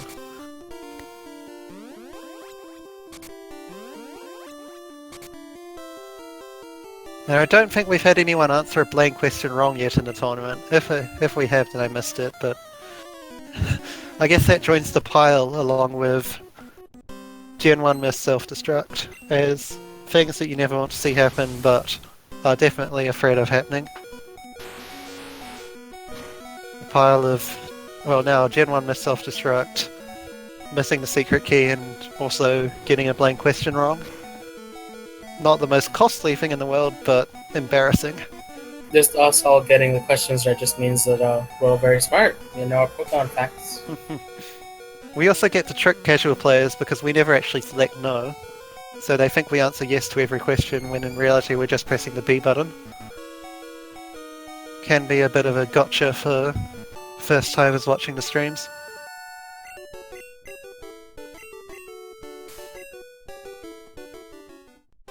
Gymfreak appears to be kind of egging Lance on a bit there, posting the let Lance decide Frank C emote himself. I'm not sure he really wants to be doing that, but we'll see if Lance will play any part in the outcome of this race. Could very well play a part in the outcome of whether Gymfreak gets the time he's happy with or not. Though, given how the start was, he might not be happy no matter what.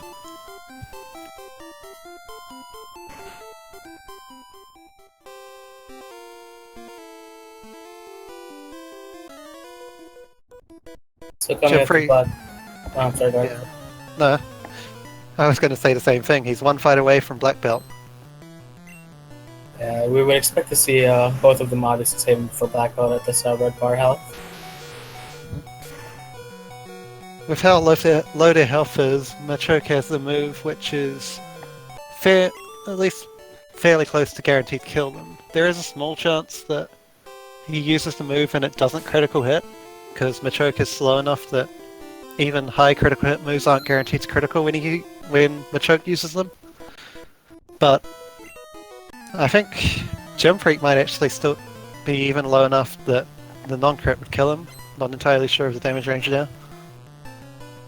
But the move is Karate Chop that we don't want to see. It's just one turn, and since we didn't see it, that's over. Horn Drill, goodbye fight. Yeah, it's over. Gymfreak gets to Black Belt. It's a passion in Pokemon Red where it comes down to, in Pokemon Red late game, where it comes down to single turns where the opponent can kill you. And it makes it seem a lot more daunting than it really is, because all these chances are really low.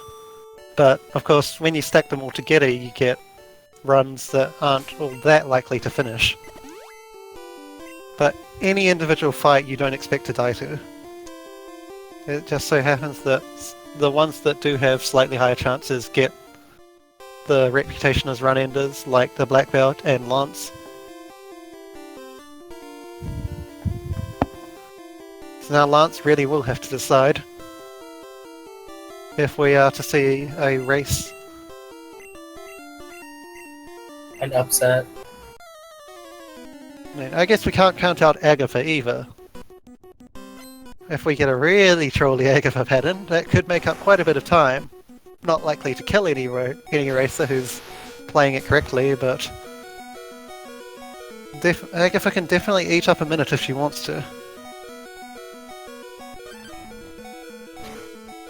And at least put us in position for a single round of letting Lance decide.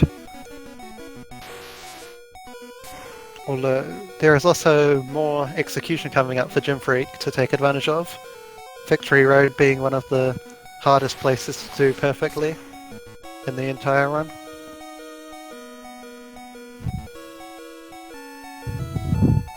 Of course, there's no guarantee that we won't see Gymfreak slip up at some point, but you'd imagine he would have at least a slight advantage.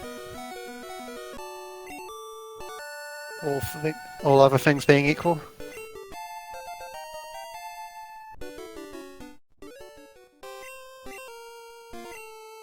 Gets through the first minute choke, no problem. Oddly, I'm not sure what he's done here, but he thunderbolted the Machop and it didn't kill.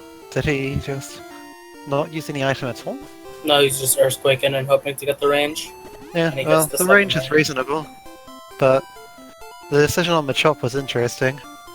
I suppose he might think that he needed one more Earthquake somewhere, but whatever, really. It didn't cost him in the end. And in fact, it knocked him into slightly lower red bar, meaning that he shouldn't be pulled out of red bar on Lorelei or Bruno. Might have ended up as a net positive.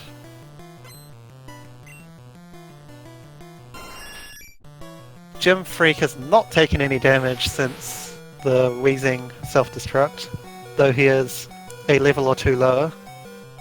That kind of fluctuates depending on what point you are at each fight.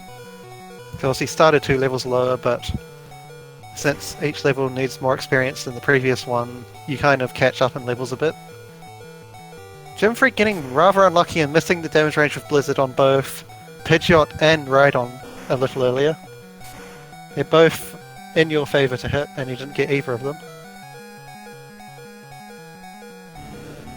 Swags is not in any position to one-shot the Rhydon with Ice Beam. It's a 2-shot unless he gets critical, in which case it's a 1-shot, no contest. We see them, for now, being the same level, so you can see just how much lower Swags' health actually is, though he will be entering the fights with a slightly higher level, of course.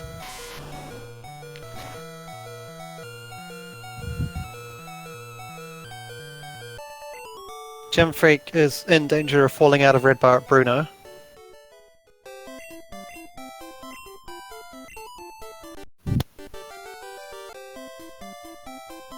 But we'll see how smooth his Victory Road execution is, while Swags will be heading on to the Viridian rival fight himself.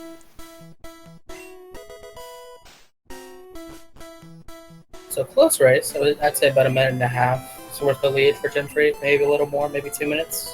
Yeah, that's roughly the duration of the rival fight, plus a little bit of movement at this point. And the rival fight will be straightforward for Swags. With those extra 2 levels, he can actually do it a turn faster than Gymfreak could. He gets to Ice Beam the Pidgeot with a special X item, and it will guaranteed kill. Whereas Gymfreak just had to go for a damage range because of the lower level. Little known fact about this game outside of speedrunning is that you can use an X item for one stat to get what's known as a badge boost in another stat. And in this particular case, Swag's is able to use an X special to increase his speed by just enough so that he's faster than the rival's Alakazam. Alakazam will kill you, guaranteed. Yeah, if you're slower than Alakazam, then you die. Or not necessarily absolutely guaranteed, but it's like 2 and 3 to kill you.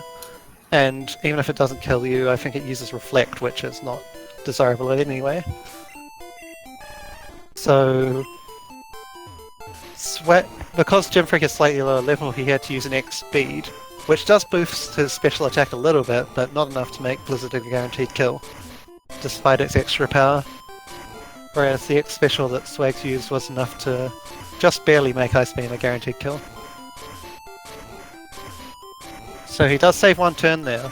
It's nothing too significant, but any gain is good at this point, when you're just within 1 or 2 trolls of catching up to your opponent, as sad as it sounds.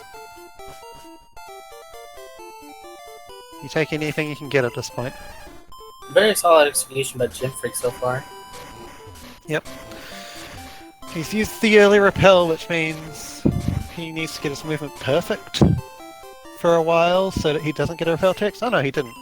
I must have not been paying enough attention, but yeah. He opts to delay a repel so that he doesn't have to do his movement perfectly. It is slightly faster to use the second to last super repel on the same menu as that boulder he pushed just before.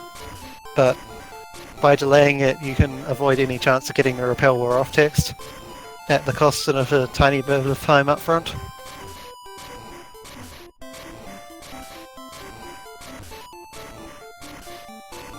Okay, swag. Yeah, we forgot. We haven't mentioned swag boulders yet, have we? Do you want to talk about swag boulders? So We've just seen a couple from Gymfreak. The swag boulder is literally just a frame. I'm pretty sure it's frame perfect. You hit a direction after you push it. It's like you go from like left or right to up or down, and you'll see a nice turn and the dust go in the other direction. It's purely a swag strat. It serves no purpose, and literally like it's just for style. Like there's no point to swag boulder at all.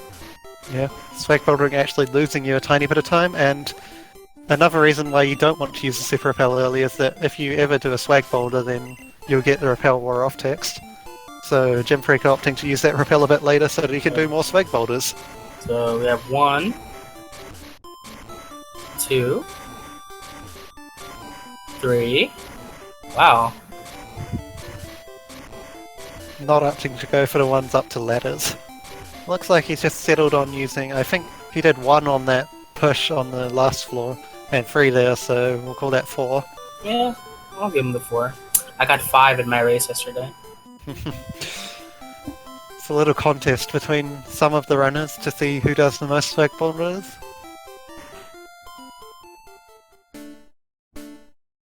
Albeit not too serious, but still fun nonetheless. And So we've seen... he's depositing most of his Pokemon into the PC now, because if he doesn't deposit them, then he'll have to see them into the Hall of Fame. Which, this cutscene to see each Pokemon into the Hall of Fame is a bit slow. And... now he's going to fight Lorelei.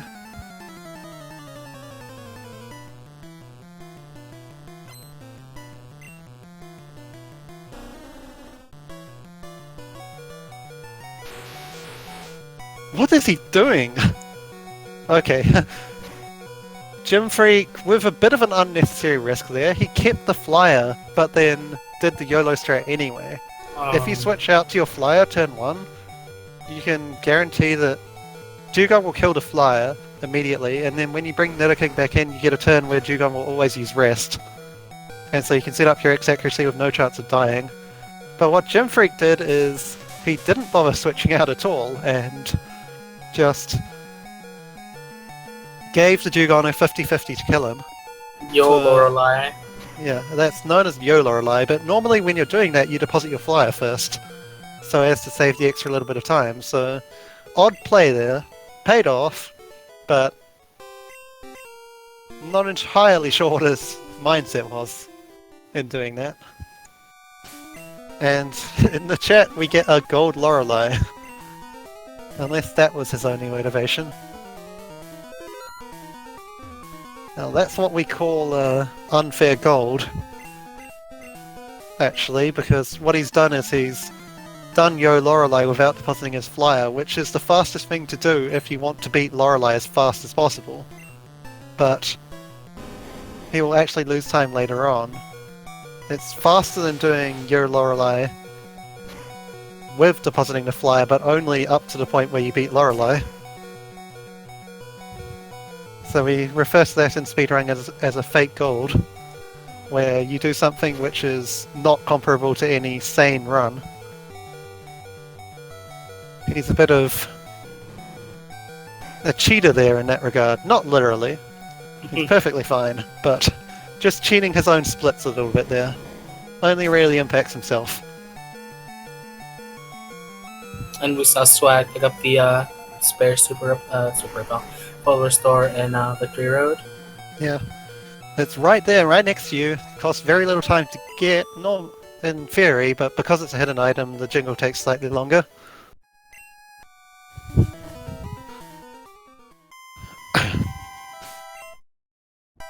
But Swag's entering Lorelei and is letting sanity prevail and doing the normal strat. The strat is like 99.6% consistent. The 0.4% is when Dugong Gen 1 misses itself, the flyer, with Aurora Beam. And in that case, you are kind of boned, but that can join the list of things we don't want to see in the tournament.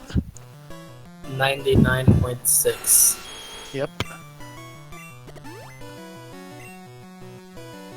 Oh, Gymfreak put to sleep. Yeah, he's going to play the Pokeflute. You can opt to full restore if you're not at full health when you're asleep, but he needs his full restore for later, probably. Double sleep. Yeah. We'll go back to when I mentioned that Agatha could swing a minute even without killing you, and this is why. But gets through Gengar at least after 2 rounds of sleep.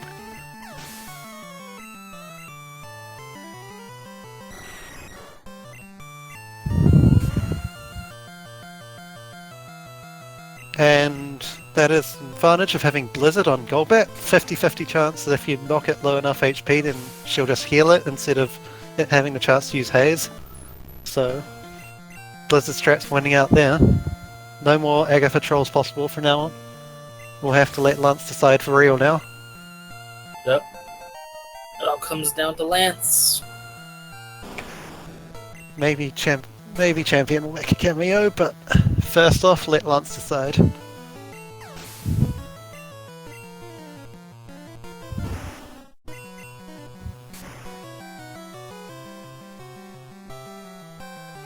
And Swag's going through Bruno. It's definitely still in range. One Lance Troll might be almost enough at this point. Probably not quite, but Agatha did play at least a little bit of a role. Though she could equally troll it's not Snorm, Swags, of course.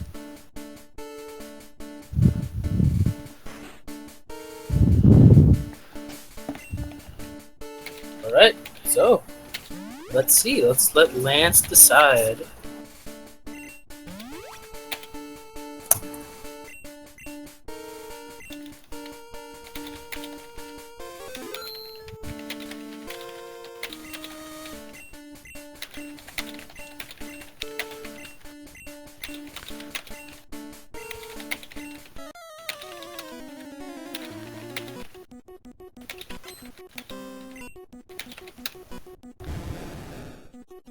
So we got Gyarados, it uses Hydro Pump always. It's got what, 85% accuracy and then about an 18% critical rate. It did hit. And oh my god! Oh, Perhaps a little more damage than you're used to seeing, but that is not a critical. He's through Lance. Through Lance, yeah. There is only a very small chance, like almost microscopic chance that he actually gets trolled anymore, and he won't die. He's guaranteed to not die. The only thing that can really go wrong is that he misses a ton of blizzards. And loses a bit of time. But he won't die. Unless he mis-executes or Gen 1 misses the Aerodactyl. The Dragonairs can't kill him, and nor can the Dragonite. That is not a Gen 1 miss on the Aerodactyl, so now we just have to not miss 4 blizzards in a row on the Dragonite. And hits the first one. Doesn't miss a single blizzard, so good on you. It is the expected scenario, or at least around 50% of the time, but always good. When you don't miss a single blizzard. alright, Once. so let's see if he heals here. I assume he will. Yeah, using one of those 5 super potions from before. In the end, he does use more than 3. Though, he still has 1 left over in the end. No save. Just gonna go right ahead. He does have that extra super potion. Might also have a full restore still? I think he might have really. I think he skipped the one in Oxfire Zone. I'm not sure. Yeah, but he didn't get paralyzed by Arbok or anything like that, so... Should be in prime position. Only Sky Attack critical now. And it has to be turn 1. No Sky Attack? Yep, Gymfreak is the winner of the race. We'll be clocking in around a mid 157, I believe. Congratulations. Just has to press the A button a lot. But yeah, congratulations to Gymfreak on winning the race, and congratulations to Swags on what is almost certainly going to be a massive PB. At least compared to his leaderboard time. Regardless of losing the race. We shouldn't forget that Swags' current speedrun.com PB is a 2:11. And right now he's on pace for pretty much a 2 flat. Peeking quickly in... Oh, yeah. Sorry, go ahead. I was gonna say, you guys should definitely give a follow to both of our runners here. They're both Pokemon Red runners. Yeah. Peeking quickly over at his actual stream, he's comparing against splits which are for a 2:04, which is a bit better than speedrun.com time, but this will still PB even over those, so hopefully this is actually a PB for him and not just him using bad splits to troll us. But it would be nice for that to come out of this. Yeah, Swags with, again, no risk apart from being Gen 1 missed. Doesn't even have to contend with Blizzard misses, since he's got Ice Beam.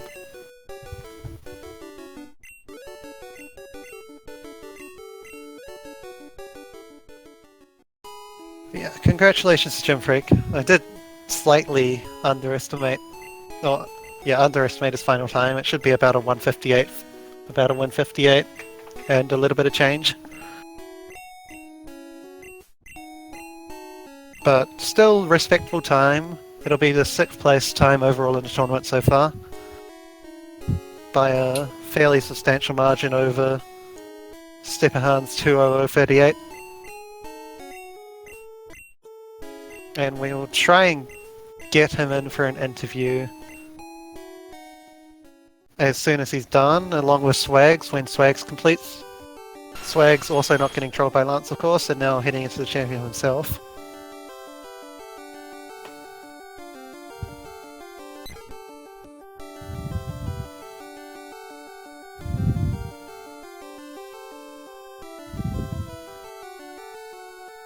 Gymfreak with the 152 in-game time, not bad, Wow, not bad. that is a crazy in-game time for a race. And yep. Let's see, yep. He's done the dot done with the official SRL race time of 1:58.28, so that's what will be going on the record. His timer being 1:58.25, but very little difference, of course. And congratulations to Gymfreak. You're welcome to join us in the commentary room for a quick discussion of your run. And we'll wait for Swags to finish. From the chat, yep, animations are forced on for the final fight in Pokemon Red.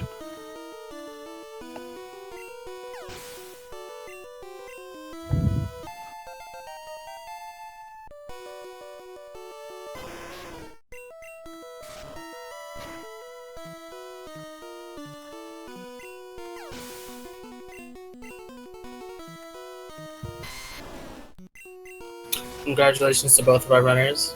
Especially Swags here, if he can get this now. I don't think he's going to get sub 2, but he's definitely going to get a PB compared to his splits. Yeah, it's really close. He'll get... That might just be a 2:00 instead of a 2:01. I think it'll definitely be behind Stepahan's time though. But anyways, in the waiting room we already have Gymfreak, so we'll pull him in and say hi, I suppose. Okay, hello Gymfreak, congratulations on the win. Thanks. That run was... wow, okay. It might have been the worst beginning I've ever had in a red run before. Yep. Turn it around quite a bit for sure. After Misty anyway.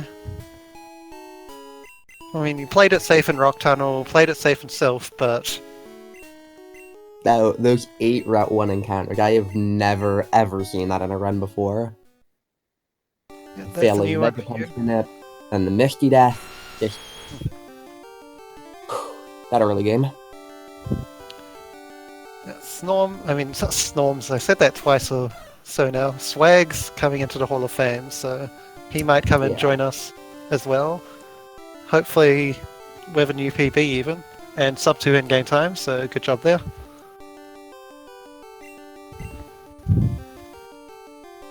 $201. Just barely over 201, shame that, but I'm sure he's capable of much better. He didn't have too many trolls in early game, but it wasn't the smoothest either.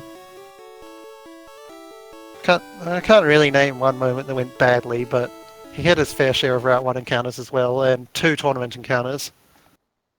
2 tournament forest encounters, so that's a bit rough. Encounters. Oh, wow. Yeah. Congratulations, Swag. Reminder that swag borders always win. Yeah, we'll just give you a 5-minute discount, so we'll call that a 150 free. You have the top race time right now. Oh, yeah. Woof. Oh, hello. Woof, woof. GG, my good friend. Thank you. You had a pretty good run too going there. You were ahead of me for like half of it. I lost the run to execution, dude. I executed like an absolute... Oh, so angry at myself. But I finished. At least I finished. Pretty good time, honestly. I'm not too disappointed in it. It would have won some other races in this competition so far, so I'm not too disappointed in it. 1 minute per swag. I only did 1 swag boulder. No. For swag man. 6 swag borders win. I'm just saying, swag borders. Oh, The more you do, I'll have to discount you one of those for the failed one, though. damn, that's true. Either way, we have I think that was the 6th best time for Gymfreak and the 8th best time for Swag, so nothing to scoff at. With 2 races for each of you to go. What happened on Lavender Rival? I just like looked over at your screen and you were at 1 HP, and I don't know what happened. Oh no, well, let's just say I have written in my notes that the maximum amount of damage you can take on Lavender Rival is 17, because a max quick attack crit Pidgeotto is 17 damage. I had 18 health, and he managed to max hit crit quick attack me, and nice. I got sent to 1 HP, but I wasn't worried. The thing that really worried me is when I pressed the wrong attack and I ended up rock sliding it. Oh. I mean, you hit. I assume you hit. I didn't see you die. No, I hit it and it killed. I didn't know if it was going to kill or not. And Nice. the YOLO drill was also me not buffering the down input correctly. But I hit that, but I didn't have any chance of dying though. I gold YOLO will drill. die right there. My whole splits is just golds. They're just golds the whole way down. Because in my PB I didn't die to wheezing. So just everything's just gold. So, like, in all of my notes, normally, I always have switch to flyer, because, like, when I was learning this game, I would always forget to switch to flyer. And in the notes I just wrote for Blizzard, I forgot to write that. So, there's some nice solo there. Nicely done. So in the end, we did have a PB out of you, Swags. It was a Or- PB. It was a Yeah. 3-minute 21-second PB. I'll say. Yeah. Congratulations on your Never PB, know man. someone's actually PB splits.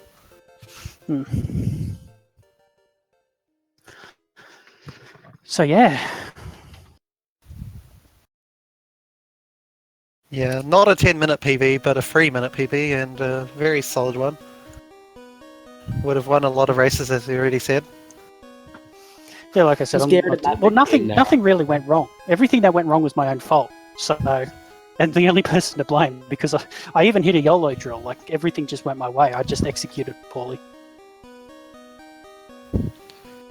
Yeah, we actually do have for the person asking in chat, we do have 3 more red races today, at least in terms of Eastern Time Zone. Although Oh, the geez, yeah. next one won't be starting for another 11 hours. Starts is at 3 1 a.m. p.m. my Eastern. time. Yeah. 5 a.m. I'll definitely be sleeping through that one as well. Yeah. Unfortunately, at the moment, it seems like only one of those races will be restreamed. But that'll be on twitch.tv/speedgaming2 in roughly 11 hours. So, might still be today for the person asking, but don't know. Still probably in an accessible time if you're European. And then more races coming up through the week. Couple on Monday, 3 on Wednesday, Friday, Saturday, Sunday again. Hopefully we can get some to fill in the gaps in those days as well, but that's up to the runners scheduling more races. So, moving on in Group H, we've got Gymfreak and Gym with, the 2 gyms with one win each. Swags and Araya have yet to got off the mark, but still got 2 more chances. Anyone can still advance. Anyone can still be knocked out, so gotta put in some more solid performances. Your thoughts on how you feel moving on in the group? Anyone? Well, I feel a lot more nervous considering I just lost a race. I guess there is that, but we've got 2 more. I got 2 more to And- go, and I believe that time was quicker than both Jim's and Araya's. So I can only hope I can follow it up. Yeah, you've I'll got be honest. Jim. Yeah, go on. I'm actually kind of scared of Araya. A couple of days ago, we were in a race, and I believe about 24 seconds separated us. So, a little scared of him, but other than that, I think... One thing I will say though is I remember seeing chat when I picked up the nugget and bought all those extra X items. What I was doing, I thought I should inform you that yesterday I did a practice run where I Gen 1 missed on Sabrina and I ran out of X items. So I decided to make sure by buying the maximum amount of range of X items in case anything went wrong. Okay. Did seem a bit odd when you actually had money left over. Could have bought a couple of X-Acts, but whatever. I could have, matter but in the end. I ended up with 1 spare, so I did. Yeah. In any case, yeah, I think we're all done. So Yeah, I That's think it. we're done. yeah, we've got Gymfreak and Jim's matches already been scheduled for Friday. Don't think there's.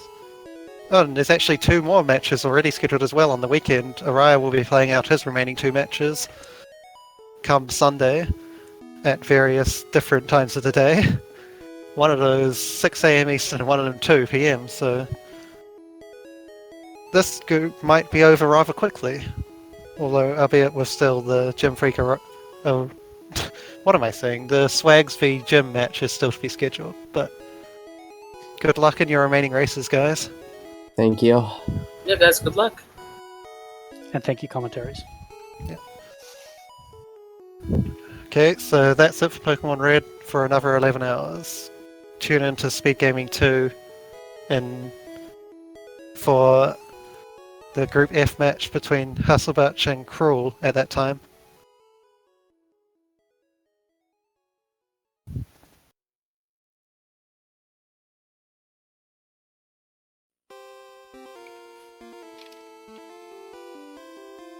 Alright, guys. I think we're signing off. See you guys later. Bye. See you, everyone. Yeah. So here's.